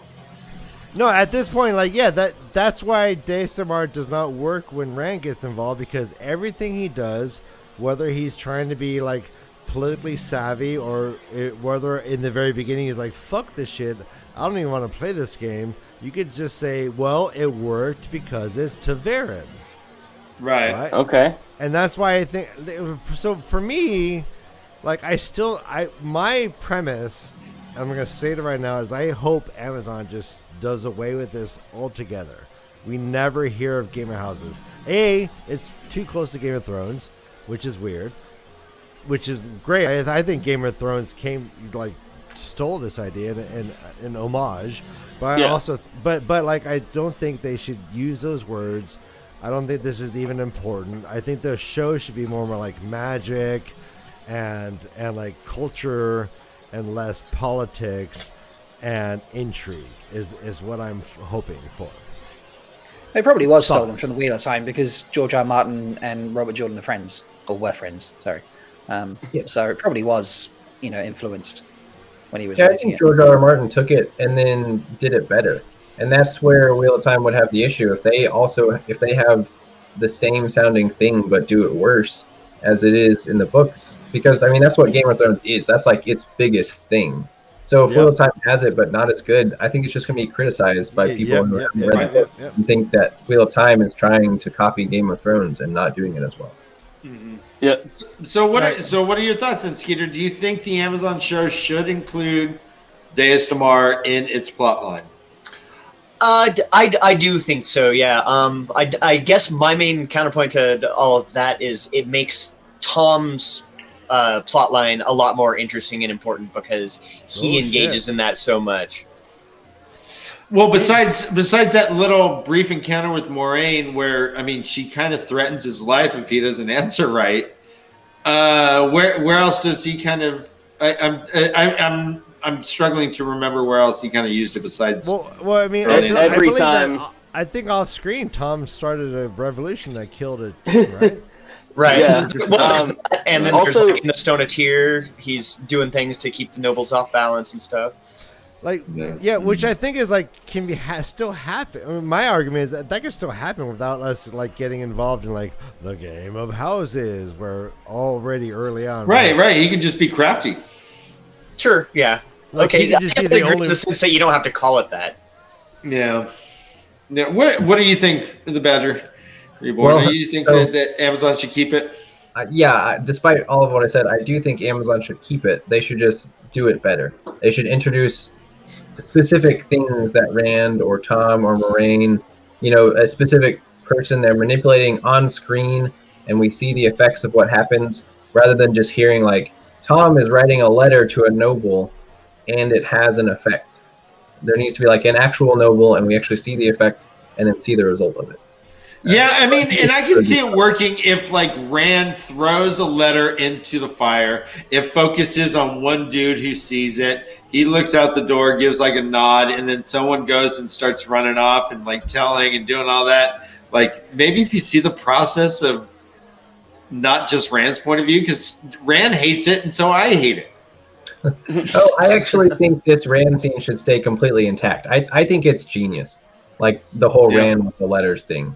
Just the rest of it, I think, is what needs to be upgraded for the show. Yeah.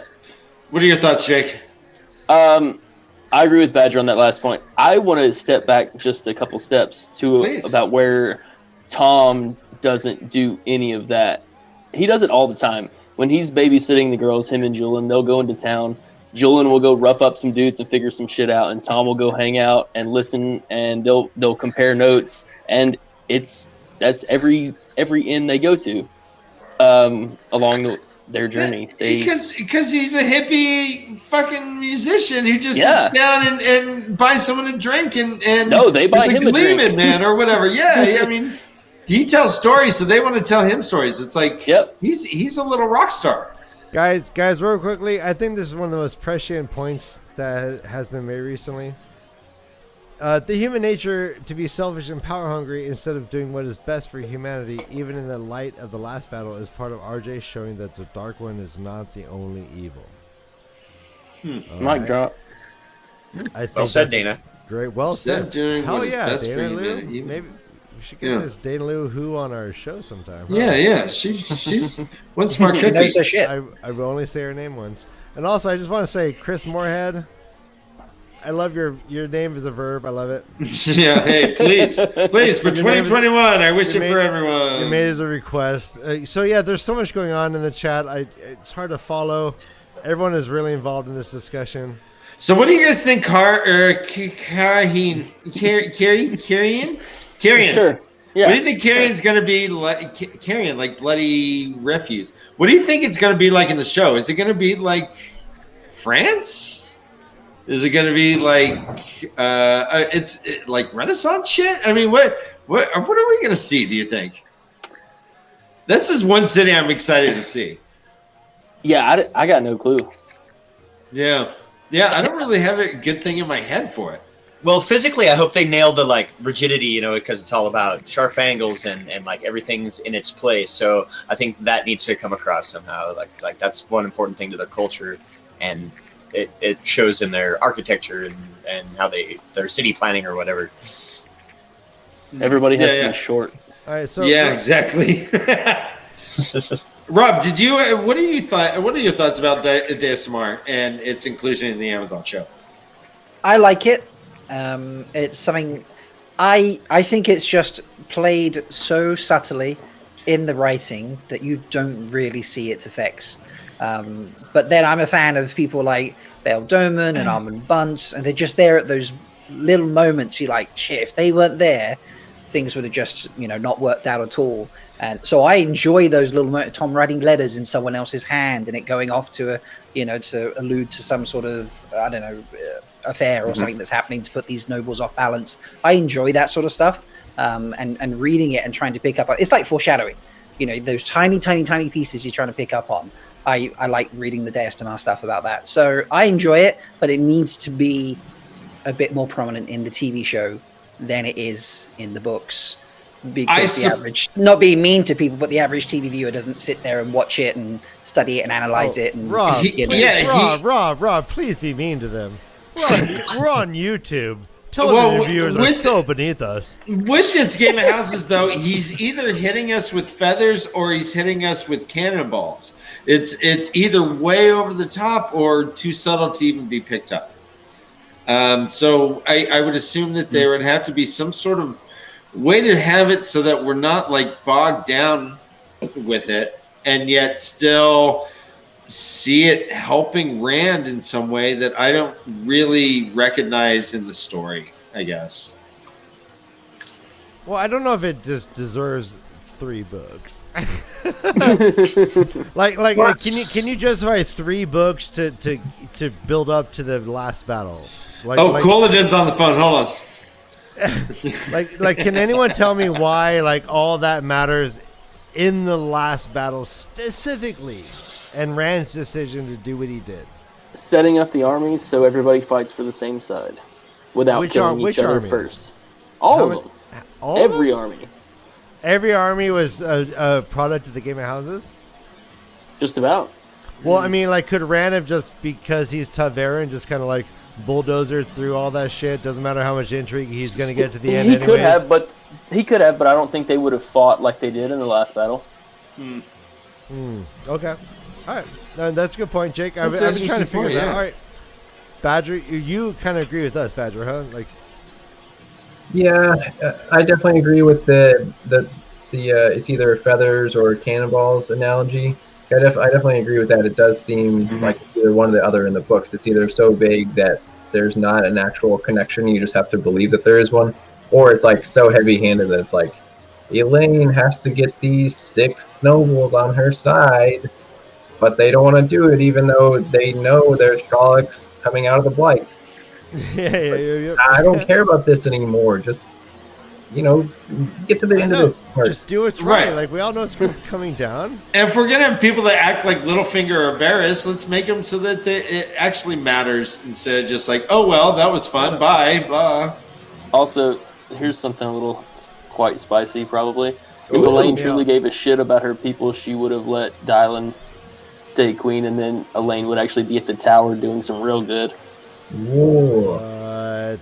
That's spicy. But her babies. Who gives? Never mind. She knows they're gonna live. She knows they're gonna be born. Canon. All right. Here's a great point, Jake. Let's hold on to that. I don't even know what to say about that. So deep.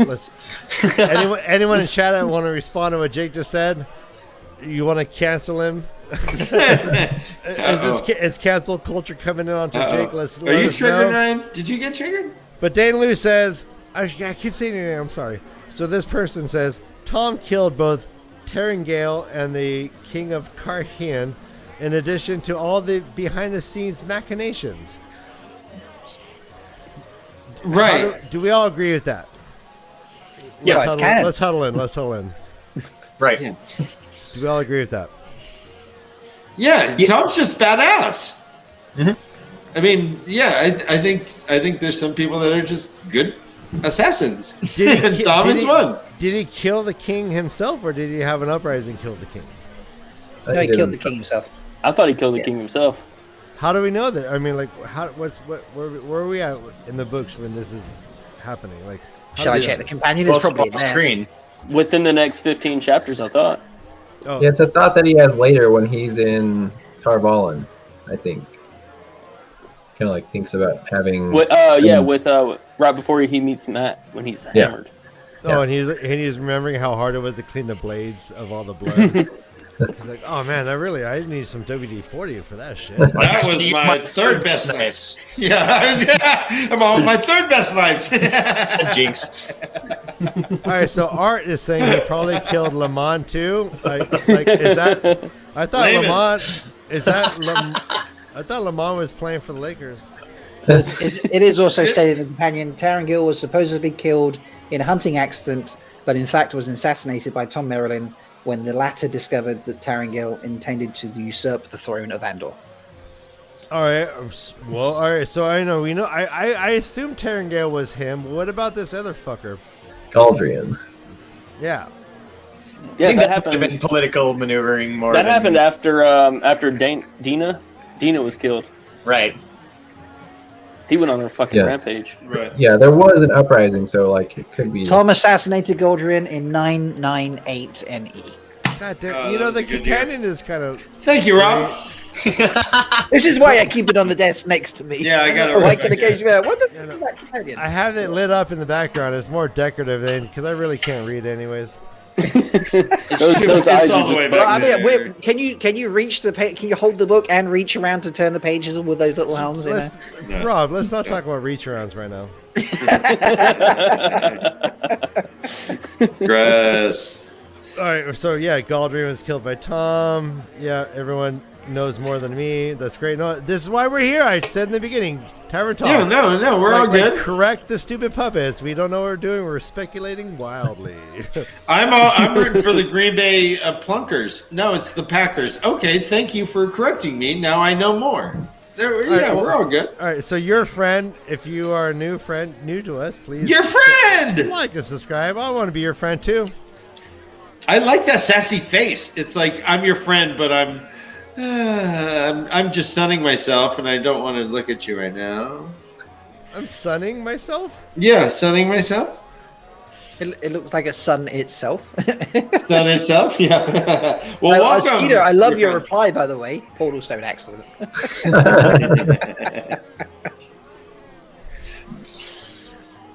Fucking Rand, it happens. Rand. You're stuck in a flicker. Yep. Or we are. I'm stuck in a flicker, and I can't walk out because I love you too much, baby. Really?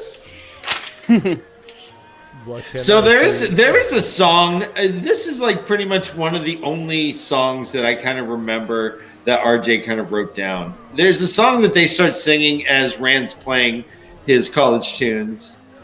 They're like, "Oh, you think you're playing Hold Me Closer, Tiny Dancer, but we call it Hold the Coal Miner's Daughter Against Us." I don't know. But they have different words. But was this him trying to be a little Tolkien and just throwing in some weird song? The song doesn't really say anything, tell us anything, does it? Am I missing anything? I don't think it does. I don't recall listening that closely to the song, but it's also not the first or the last time that Jordan puts like song lyrics, like somebody singing in the background. Oh, okay. Because I forget where it is, but there's one. I think it's in the next book actually. There's a woman singing like very risque songs, and then everybody finds out Moraine is an Aes Sedai. She's like, "Oh shit, my bad. Like you shouldn't have to or your ears shouldn't be subject to this filth." Oh, see, because I know that they say titles to songs, and it's like The Maiden Down by the River, and everyone's like, "Oh shit, we know what that means." Yeah. Yeah, it's been done before, and it'll happen again. I like how Rand it seems like he started playing like he's like, "All right, I'm gonna play Push It." Dun, dun, dun, dun. He's doing like sexy songs. He's doing ribald songs. He's like he's doing what should we do with the Drunken Sailor? He's doing push it real good. Ow, baby! Salt and pepper here. So, what are you working up? We're in effect. Working up a sweat. Yeah, working all day and at night, working up a sweat. Come on, guys, let's show all these girls that we know how to. All right, everyone. All right, we're having an issue with our friend Floaty is having technical issues. He'll be back on the next episode. If he does not get back here before we end, he will be back next week. Okay. He apologizes. Okay. All right. We wish you well, Floaty. Good luck, lad. Miss you. Good well. Yeah. So this little thing with the Game of Thrones, or the Game of Thrones, Game of Houses. Even this little captain starts pulling shit. He's like, "Oh yeah, so you're from Andor, huh? What's the name of that general again? That's Gareth Bryan. Oh yeah, he's super young. No, he's super old. That's right." So this is all Deus Del Mar shit as well, right? Yeah. He fucking knew all that shit and just was figuring that Rand's an IEO who's lying. Hey, Skeeter, should he have Bill fired him right then? Yeah, it might have saved some trouble, you know. I could get on board with that. How many people think that Rand is just an IEO who's lying? Yeah, like 9/10 of the people he comes across in this book, at least. Yeah. All the racists. Right. And there's lots of them. It's like they're a bunch of ninjas. It's like, I need to hide, you know, so. I like how he goes to the inn in Kyrie and the innkeeper sees him and is like, "Ah!" And Rand's like, "Oh, well, that's probably because Huron has all the saddlebags. So he looks funny." Right. Sure, Rand, that's what it is. It's because Huron's doing a lot of stuff. He's so stupid. He is, though. Well, we had two Shinarian, one that was sizing him up for his Heron mark. And the other one for that, like, yeah, he's oblivious to everything. He's like, I think he hates me. He's like, no, because he killed a bunch of IEL, and you look just like one, dummy. He's like, So let's talk about this. Could Rand have made a wrong move anywhere in Dace Damar? No. It would have worked out for him. So why is Dace Damar meaningful? right. to everybody else, just not to Rand. That rule, yeah, exactly. Is it just a world building thing where we just get to see how everyone is like completely involved in human things, and he goes in and is irreverent and irrelevant and somehow like destroys it, kind of like Trump? Is Rand the Trump? Well, also, let me just point something out. He was going to burn those last letters. And it was the other characters who were like, no, don't do that because this is now endgame moment type thing. So, like, he's not, he's not like playing it amazingly. He's not like my Tavern nature is getting me there. It's a case of it's so uninteresting to me. He's just like bumbling through, and we get to watch these people respond, which makes me understand the culture and their expectations, and kind of like see their bubble burst. And that's kind of interesting, but like, what does it fucking mean when it comes, push comes to shove, the Dark One's fucking battling? Why is Dace Damar even like a thing? And is it relevant in Amazon? Like, really, in the end, like, is there a direct line between this? So, a question for you, Ryan: if the TV show took out everything that wasn't relevant to the last battle, was it going to be an interesting book or TV show? Wolves. Lots more wolves. As long as they're... if they're attractive actors, yes. I would have loved it if the pattern was like he throws the letters into the fire and they just jump back into his pocket. And he's like, God damn it. That pattern. Oh, well, I guess I got to keep these. Do. Freeze comes in the window, knocks him back into his head. Yeah. There's the win for this book, And he looks into the camera and shrugs, and then you cut to commercial. Yeah. Wah, wah, wah. Oh, gosh, that's the third time today. Oh, well. I do think there's some important Deus Damar that Rand doesn't do well later. like Wireman is playing Deus Daemar by pretending to be kind of an idiot, and Rand falls for it and thinks that he's just kind of a loyal idiot who makes mistakes. And you can also say his adventure in the Black Tower itself was a horrible adventure in trying to play this game of houses. He got schooled. He was baffled by the whole thing going on there. Yeah, true. Which actually kind of brings up another interesting point to me. Like, if we are going to include Days Tomorrow, I'd like to see the dark side of it a little bit more, because that's what the Forsaken are supposed to be doing this whole time, is doing the political machinations behind the scenes and bending nations to their will. If we see the other end of it a little bit more, it'll put our heroes doing it in better context. Yeah, because they somehow inserted themselves into, like, the high seat or the ruling, to be the ruling person of just about all the major capitals, right? Yeah. And Graendal especially is like doing stuff all the time, like sending letters out to manipulate events and people and like forging all these signatures and that kind of thing. I'd like to see more of the results of that. She was forging furiously, huh? Yeah. So do you think the show might be like an opportunity to kind of correct the mistakes Robert had with the Game of Houses? Yeah, I think go into more depth than Robert Jordan did, in intriguing ways, or just connect like things that already happened in the books. Just connect it more concretely to being Deus Daemar. Right. Maybe just have a Littlefinger and a Varys, and just have them as the adversaries, and them as the personifications of this whole game of houses, but only have like a couple versus one other person, right? It would be basically Tom versus like maybe the man called Bors or something, or Rand, or anyone who's dealing with them. They'll deal just with like shadowy, creepy dudes that we just understand. Oh, okay, this is how they do their shit. Instead of like 12 houses, all my lord, all that crap. I don't know. Curtsy. Oh, is that just have a Varys? Just have a Varys. Yeah. What a slight bow. Not very courteous of you. Let me look at your frills. My lord, you say you're from Andor? They all speak like Snape in my world. Mr. Althor. All right, I feel like Art is bringing up a big point. Bring it, Art. Art, I know, AA, which I refuse to go to.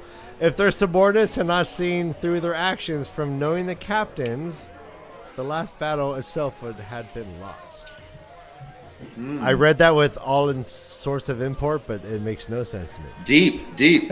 No, it does. So, like, the captains are playing very subtle games to win the last battle, aren't they? Like, battalion here, forces there, strategic retreats, all those sorts of things. Yeah, but doesn't matter. But the Shadow is using Deus Daemar against them by doing very subtle moves that no one can really see, and they make suddenly a little mistake here and a little mistake there, and it is their underlings that catch. Hold up, you're not doing things the way there's something not right, and they even say, I can't pick exactly what it is, I'm not 100% sure what it is, but something's not right, and that's how it gets found out. The only captain that realizes it himself and takes him out of it is Rodel Torade. Yeah, he's the only one that realizes, but he also then gets taken. I can't remember who grabs him. Elias. Yeah, before he dies. Yeah, so everyone else, it was the fact that Deus Daemar was being played against them, and they were doing all these really subtle things. That is Deus Daemar working well, isn't it? Really, it's just not in a political setting. How many great captains were actually being directly influenced by Forsaken? All of them. All of them. Is that Deus Daemar, or is that just Forsaken's? No, it's compulsion. Yeah. She wasn't just being like, here's some brute level compulsion, go out and deliberately lose the battle. It was done in such a subtle way that it wasn't going to be noticed. But then doesn't that get all nullified by Matt coming in and being the super general who takes over everything and leads all the armies, right? Like, doesn't that kind of just get like wiped away? But that doesn't rendered meaningless. Yeah, that doesn't negate the fact that Deus Daemar was being used effectively. No, you're right. In fact, that enforces it because they had to use Matt. He was the only one left. Rob, you're coming hard tonight. Yeah, well done. I'm sorry. I like it. I mean, you've been like doing your push-ups. I think I'm going to make up for being late. No, I knew this is a controversial point. I personally think like we could just like literally like all of this is not necessary and complicated and like the for a visual medium and what Amazon's going to try and accomplish. I personally believe they will not be mentioning this very much at all. I don't think this is going to be a real big deal. Well, we know that they are going to have to make some major cuts. And so actually, let me ask you guys, let me give you 3 names and see which one do you think that Amazon is going to choose not to follow or have part of their game. And these are beloved characters as far as I'm concerned. Aludra,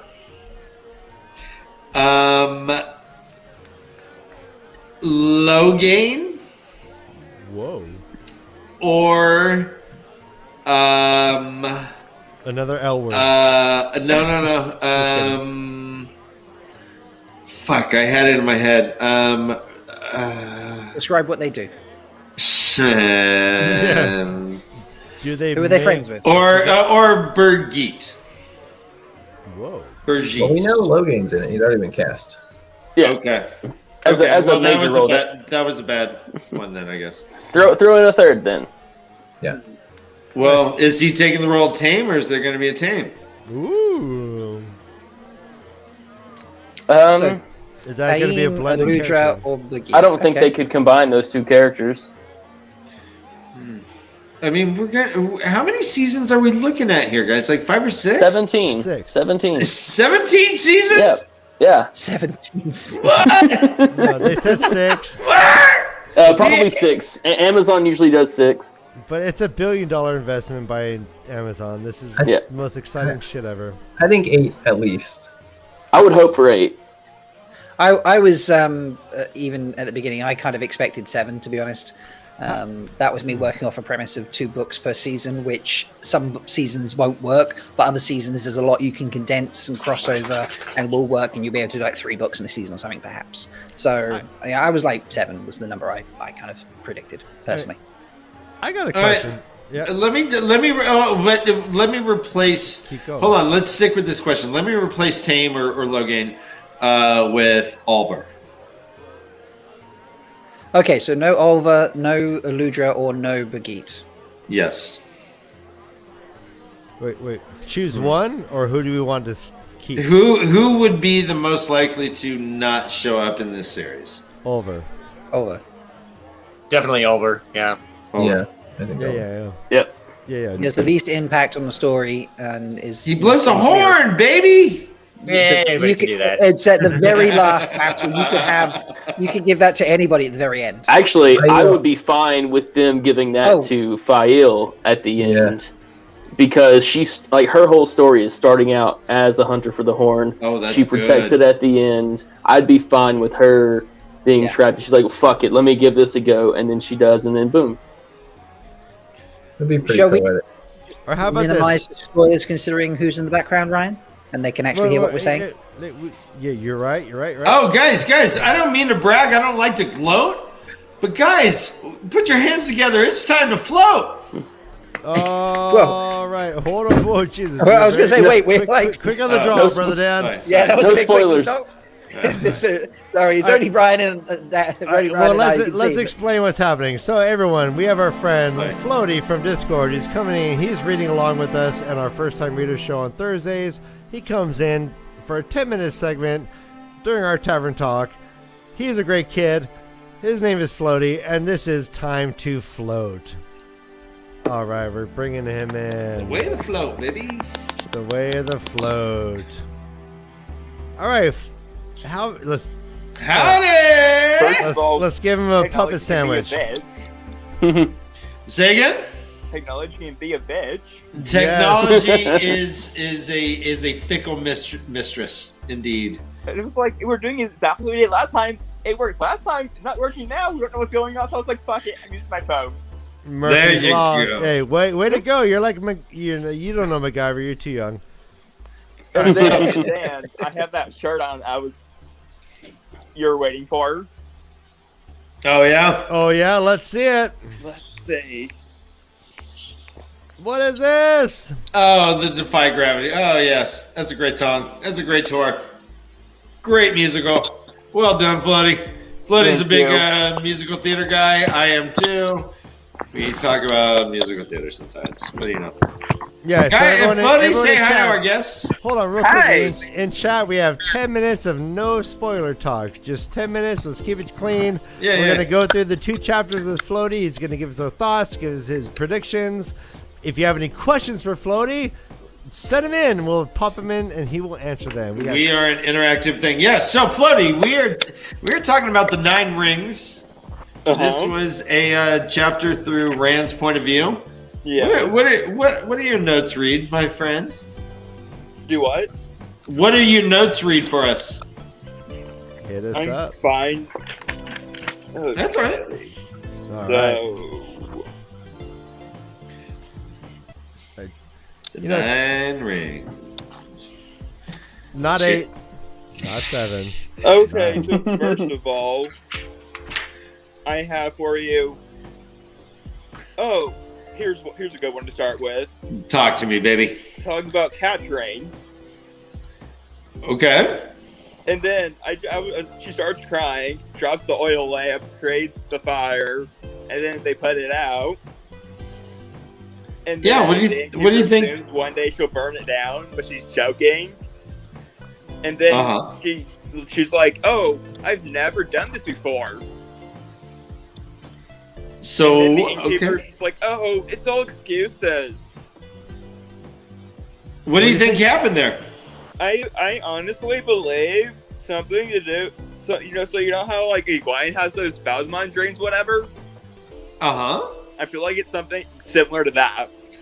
Oh, okay. Go on. No, let's talk about that. So you think it was like a waking dream that and Bowsmon kind of messed with the servant girl's arm? Yeah. Oh, interesting. Okay, sure. Right on. Beautiful. Keep going. So Rand meets the captain. Everyone, I just want to say, if you're a Twin Peaks fan, you're enjoying Time Floats camera angle. Yeah, the ceiling fans. Whew, I'm really getting like some really creepy flashbacks. Go on, it's all right. You're all good. All right, so talk to us. Talk to us about the captain. That's the Caldwin guy, right? Correct. I don't trust him. Okay, so he offers an escort for Rand and his company to go to that city that begins with a C. Do you think that Rand had like a choice in the matter? No. What if he had said no? He probably was like, you know what, you're coming with us anyways. They would have arrested him or something? Maybe. Interesting. What do you guys think? Do you think if Rand, what if Rand had said no, I don't want your escort? They probably would have just followed really closely behind him. It said, "Oh, we're just happen to go the same way." Yeah. Okay. Yeah. Well, and he also would have been at greater risk for his pursuers. Like he was kind of grateful for the help. Correct. Yeah, I was just wondering if it was optional, regardless of whether it benefited him or not, whether it was an option for him to say, nah, thanks. We're going to take the long way. I'm going to go see my mom over there. She lives right over there. And then, and then go along with the Caldwin theory about not trusting him. I noticed that he's grown suspicious of the group and he's eyeing them closely. Because perhaps he may think they have something like the horn, perhaps? We don't know. Oh, so you think that they may have the horn? I believe he may think that. He thinks that? Oh, okay. Oh, okay. Interesting. I want to talk about the letter for a minute. Please do. I'm just like, I honestly, at that point, I believed he forged it. Who's he? Caldwin. Caldwin forged the letter from Celine? That's what I believed at the time, yeah. Okay, go on. But he seems surprised when she's not there. Do what? He seems surprised when she's not there. It could all just be an act. We don't know. The game of houses. Exactly. God That's damn this exactly game. what I made. You turn left, you're going right. You know what to believe. With him, no. When I go to the doctor, I feel like I'm in the game of houses. Of course you do. Thank you, Floaty. You want to talk about my proctology appointment? And then I have a. Let's see. Let's talk about. Please do. I love his notes. Let's Everyone, talk about Floaty has a sex. blog. We will put his link in our description. He has his own blog about his feelings and thoughts about the chapter. They're great. It's in depth, it's well thought out and well written, and I recommend it for anyone. He's an amazing reader. And Go then on, I Floaty. have a character rating instead of predictions for y'all tonight from chapter. All right, 29. talk to me. What? Give me the ratings.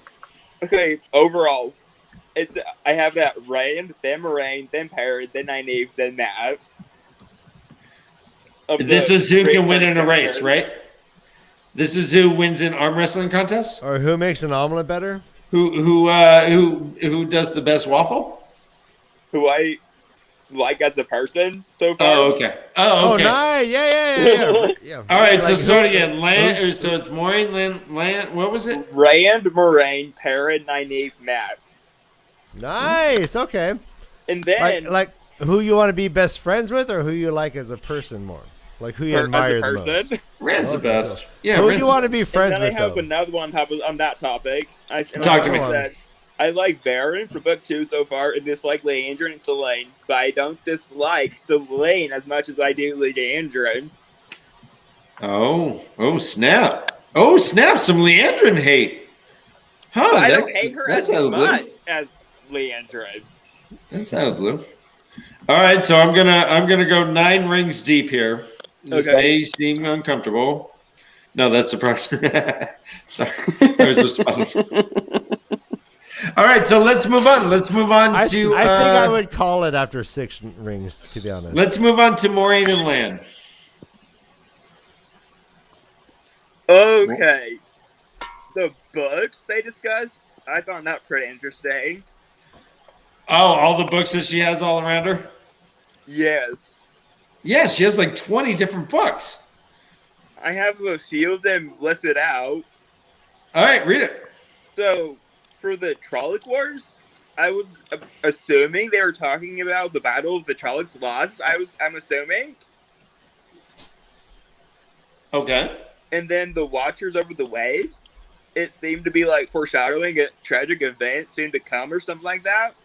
And on that, I believe it is foreshadowing Balsamon coming from the ocean, perhaps, because later it talks about something to do with fire, and he's always been associated with fire as of right now. Oh, like kind of like Avatar has like fire powers and he's like he's on a different continent or something? Something like that. Okay. What does Watchers on the Waves indicate to you? Is that what it is, Balsamon? As of right now, yeah. Okay, cool. But what else? But then they also think, oh, it could be something totally exciting, but that's not what I believe. Huh. Okay. And then the Prophets of the Dragon book was interesting, because then I started connecting that, oh, it's referring to Rand most likely, and then he'll also think cause havoc to the world. She had it in 3 different languages. How many languages do you think Maureen can read or speak? Probably 3 or 4, maybe 5. Guys, what do you think? Is that about right? What do you think? I think it's interesting. We don't even, at this point, we haven't seen other languages except for Trolloc. Right. Very good point. Very good point, yeah. Speak Trolloc? Do you think she could talk to a Trolloc, Floaty? I mean, we have the old tongue. I want to talk about the Drugars for a moment. Oh, please. The sexiest of all dark friends. So when I first heard the phrase "Fear the Druggar's Kiss," that made me think of Harry Potter. Okay. But this came first. JK most definitely stole this. But I read that before I read this, so that's why. So you were thinking the what are they, Soul Eaters, or what are they? The Dementors? Dementors, yeah. Yep. But I realized the Dragars are more dangerous than they are, since they automatically kill you. If I'm wrong, please correct me. It says it sucks your soul and then your life. Yeah, pretty much. And then I was which just is like my job. Yeah, they don't seem very happy. Like they're my bats, wife. right? I'm sorry, go on, Floaty. Are they bats? The bats, yeah, it's like a bat boy. It's like a Dracula. I thought they were pretty frightening. Oh yeah. What do you think the croon sounds like? I don't even know. Can you try? Does anyone want to try? Give us a Drakkar croon. Bonus points for anyone that gives us. All right. Oh, please, Floaty. Ryan's giving bonus points out. Oh my gosh, he sounds like a Wookiee. Oh my, I'm instantly drawn to that. But you know what, Floaty, you get 5 or 6 extra bonus points right now. Oh, that was a good one. That was a good one. And then I'm thinking, Rob, what do I think it sounds like? That sounds like a tauntaun. Oh, right. Okay. I always want you to read my mind. Yep, that's what it sounds like. All right, Floaty, let's go for one more point, and then we got to move on. But we started late a little, or we started early, but we're good. The Wookiee croon. All right. I think it sounds like a Tuon singing, like a. That was more like when you kill the tauntaun to put Han Solo, put Luke Skywalker in to survive. Yeah, like Han Solo slit his Everyone belly. says that. Put Han in it. No, Han didn't know. Han did the killing. No. Yeah. I thought they smelled bad. No, it's like it on the outside. That was a thematic fucking turnaround. Han got frozen, ironically, while he saved, Luke from getting frozen. So awesome. So awesome, right, Ryan? Is that what we're saying? No, yeah. Well, I often look at my pets and wonder if I could survive in their bellies. Floaty, got any more for us? Ryan, you could use your dogs as mittens, maybe. I just want to say this is maybe. I'm happy that we've increased our diversity with Skeeter, bringing in the digital. I love it, man. Population. It looks just like him. I saw him getting his ears down right. Right. I kind of wish you were more looking Marilyn Manson than Third Eye Blind, but.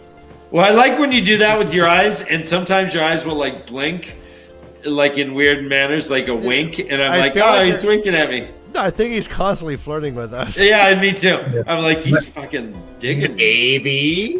All right, Floaty, what do you got for us? Right, Skeeter's all into me. My favorite Skeeter face is where its eyes roll up into his head. Yeah, it's like the poltergeist. Oh, and I like you biting your lip too when you're all. I want to have Skeeter and Lesbian Erdy having a modern day sword form competition. Oh. All right, Floaty. Did we lose Floaty? Floaty, how you doing, buddy? Floaty. All right, Floaty. Where we at? We got. Oh no, we lost Floaty. Our sponsors said guys. move on. The producer said. I'm sorry, Floaty. Thank you for joining us. As always, we love you. And I guess if we're talking sponsors, Ryan, let's go ahead and announce, guys. Today we just launched our Patreon. What?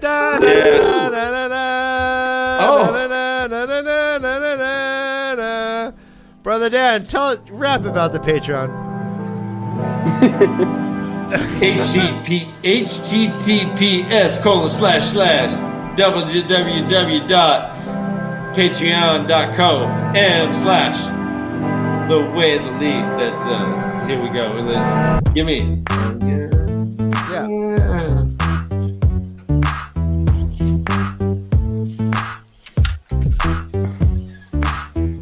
People who sign up to Patreon, those motherfuckers are the bomb. They give us a little monetary, and we make our puppets customary. We try to take all this stuff, and we'll take it so we'll never enough. We'll take it all, and we'll make good puppets, all the ball, and we are going to try to do a live show one day where I fly to you, Ryan, and I'll go to California. We'll actually be in the same room. We're taking the Patreon cash.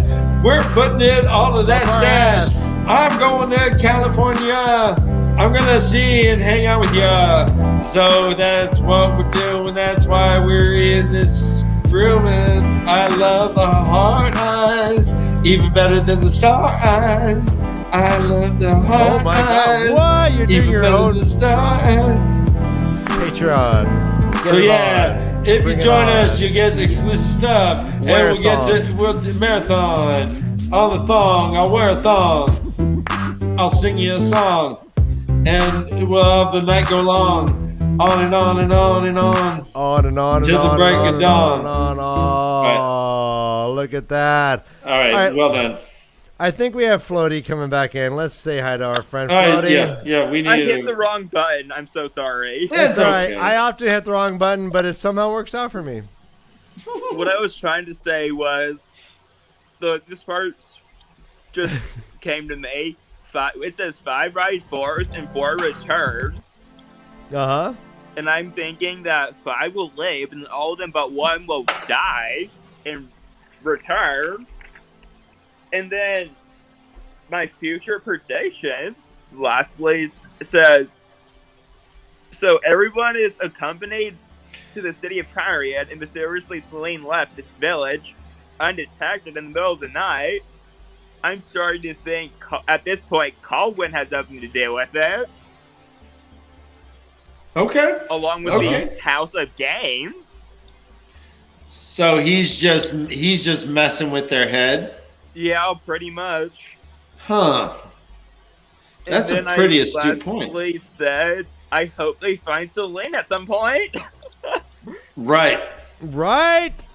Do y'all have any more questions for me? Do you think that Selene actually then went to the city, like the note says, or what? What do you think Selene happened? Where do you think she went? Maybe she met with Moraine. I don't know. Oh, wow. You think Selene never came back? I don't know. So Selene doesn't seem to like Aes Sedai. Do you think she would hang out with him? No. So Moraine just took her and... She's really hot, though. Fed her to the Badgers? I don't know. God, she's so hot. She's so hot. God, she's so hot. Why do you think Selene likes Rand, Cody? Why do you think Selene likes Rand? Mainly because the fact that she can, like, basically manipulate him into making him like her. Okay. With the whole siren theory. Yeah. Floaty had an interesting idea that Selene was like in a genie bottle when they went to that world. And I totally forgot. And she needed Rand to like get her out of that world. She couldn't get out by herself. Similar to Jafar at the end of Aladdin. Yeah. All that power and a teeny. Nice, Floaty. Yeah. That's awesome. Floaty, thanks for jumping back in. I'm sorry that you were having technical problems, but I commend your perseverance, your never say die attitude. You powered through it, my man. And then next week it is 23 through what? It'll be 23 through 25. We're doing 3 chapters. Yeah. Okay. Guys. You're a beautiful man, Floaty. Guys, you're welcome. You are welcome. Floaty, take care. Enjoy your Sunday. Tell your parents thank you for me. Uh-huh. Bye, Floaty. Bye. That's for me. Bye. Oh, Skeeter's got stars in his eyes. If that's not the way, you tell me. You tell me if that's not the way. All right, bye, Floaty. You guys are awesome. Thank you, guys.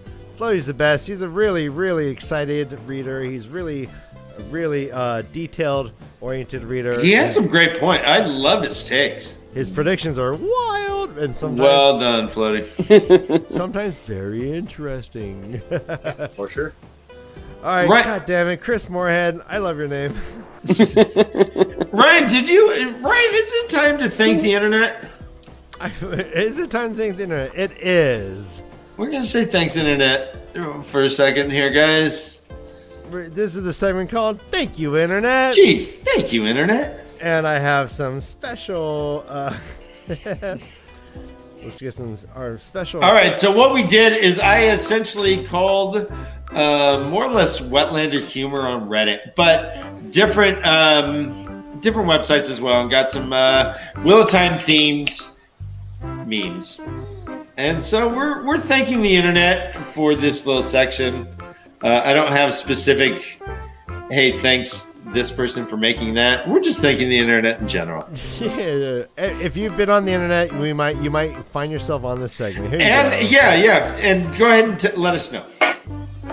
So this is a Wi-Fi password. We have LAN, Mandragoran, and LAN Fear. All right, and that is, just thank you, internet. Thank you, internet. Thanks, internet. Thank you, internet. We love the internet. The next one is...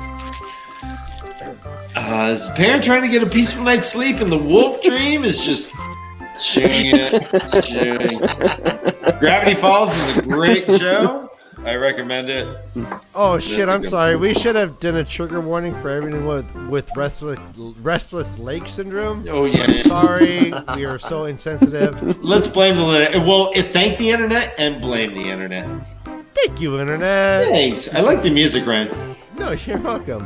All right, the next one is... Caught in the wild, we see a Taisha Malkier.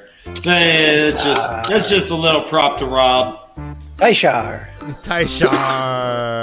Thank you, internet. Thank you, internet. All right, the next one is a beautiful meme. Here's Glenn going, and here comes Matt with the stick. Now, I'm starting to see a theme. The internet seems to like Matt to be a corgi. The corgis are tough, I guess. I'm not getting it right now. Maybe you guys can explain to me. But Matt on the internet seems to be a corgi. There's another example coming up. Thank you, Village Mattress. This is classic. This will be a running theme for us on Tavern Talks. Thank you, internet. Thank you, internet. Oh, sorry. Whoa, I'm fucking up. I'm too conversational. Thank you, internet. Thank you, internet. All right, so next we have... All right. Here's From the Shadow Rising, chapter 27. Parent just trying to get away from Fael, and Fael's just not having it. Chase. I do like how big Fael's. Oh yeah, I like how they're barefoot. All right. Thank you, internet. Thank you, we did it. All right, and next is... Oh, this is Bella. Oh, what? Bella on the juice. Bella's on the juice. Have you noticed? Bella!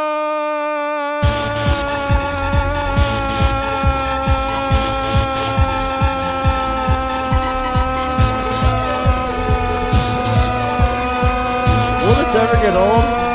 No. No, it won't. Never. At least Fuck one a all day. the Bella haters out there.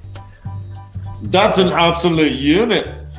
All right, so this is Bella. Why is this funny? Because look how ripped that horse is. Okay, I would love to appreciate the braids, by the way. Oh yeah, it's a pretty horse.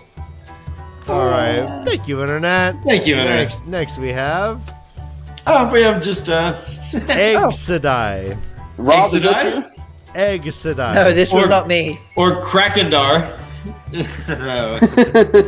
right, yeah, like anyone in the chat want to... Thank you, Jake. What do you guys title this? I call this Egg Sedar. Can anyone top that? I'll give you a Your bonus brother point. did. Did he? No, he did. Whoa, that's debatable. Krakendar? That's pretty good.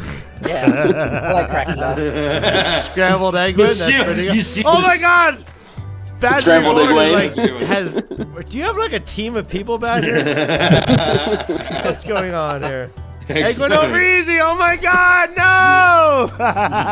Egg win McMuffin. Why is it funnier when you don't say it, Egg win you muffin. type it? Why is that funnier, Badger? Yeah, just say You're it. the only guest who's ever not spoken and typed in the chat. We've got Exodai,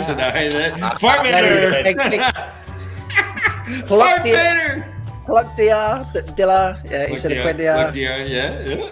Fried Sedai, That's right. There we go. There we go. I love it. You guys are doing good. Side side up, Skeeter, nice. Side Oh over my easy. god, everyone's funnier than me. Well, I stand corrected. Egg win muffin. What do we do with that? Jesus Christ.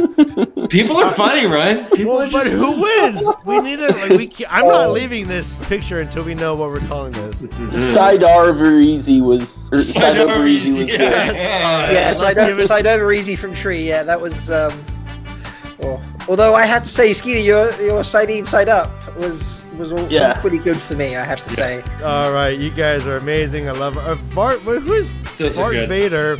Fart Vader, good. Fart Vader, Jesus Christ. If you're not We were just talking about Fart Vader. He won something on the Dusty Wheel, and it was so funny to be like, hitting Fart Vader. Yeah. Matt really did not want to read that. Yeah, he's like, hey, Fart Vader. We're talking about the guy who would literally not say the phrase "badass bitch." Yeah, you're right. BAB, BAB. Hashtag BAB. Thank you, Internet. All right, we got some more. Next is.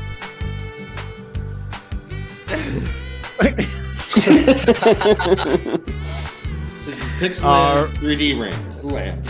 All right, yes. That's not that good. Well, you know what? Kind of Internet. Kind of thank you. All right, and if you happen to be behind any of these memes and we're stealing it, please don't. This is Igloo Sex. What is this? Oh, right. Obviously, the redheaded lady with the boobs is Avienda, and she's with a dragon. That's a dragon. Is that a bearded dragon? That's Igloo Sex. Yeah, that's Igloo Sex. I thought it was a dog. I was kind of concerned. Yeah, I thought we were like promoting something really inappropriate. It's a dragon. That's you know what? The way Leaf does not promote interspecies or sex. All right. Well, usually wait. Hold on. What aren't we interspecies? Thank you, Internet. All right. Yeah. Next, we have typical Tinker wagon. Yeah, as our first-time reader says, these are the Tinks. They're the Tinks. Yeah. Total Tink town. Where are the Tinker's 2 pots? Yeah, come on. They were too hot. There's no space to be Tinker in 2 pots. They're outside cooling down. Okay. All right. Gotcha. All right. Yeah. Thanks, and thank you, Internet. And that's it for Thank You, Internet. Well done. All right, our tavern patrons can now start talking again. They really. I like the kazoo. Did you hear that kazoo? That was kazoo. That was some strong kazoo. Asmodean would be jealous. Yeah. Kazoo solo. That one. There we go. Ryan, I think that segment is a smashing hit. I think it's sweeping the nation as we speak. It's awesome. Yeah. No, because, you know, it's inclusive, and that's what we're trying to do here. We're building a community. We're Tinkers. Anyone can join us and have sex with us. Yeah, sing a song. We'll dance with you erotically. We'll teach you the ways of, the make you blush. finer things in life. Yeah, we'll make you blush. We'll blush AF. Sasara time. All we'll right. make your dick blush. We'll make your dick blush. I don't know what that means. Hey, Doc. Hey, Doc. My dick blushes when I pee. Whoa. Oh, that got weird. We need to see a yellow Aja. That got weird. Yo, Doc. Yeah, I was. Anytime I start Yo, Doc, it's not going to be good. Thank you, Taylor. That was a fun Thank you, segment. Taylor. It was. All right. Well, how are we all feeling? I think we should thank our guests. We've been on for about 2 hours. Over 2 hours, 2.5 hours almost. Let's put a bow on this turd.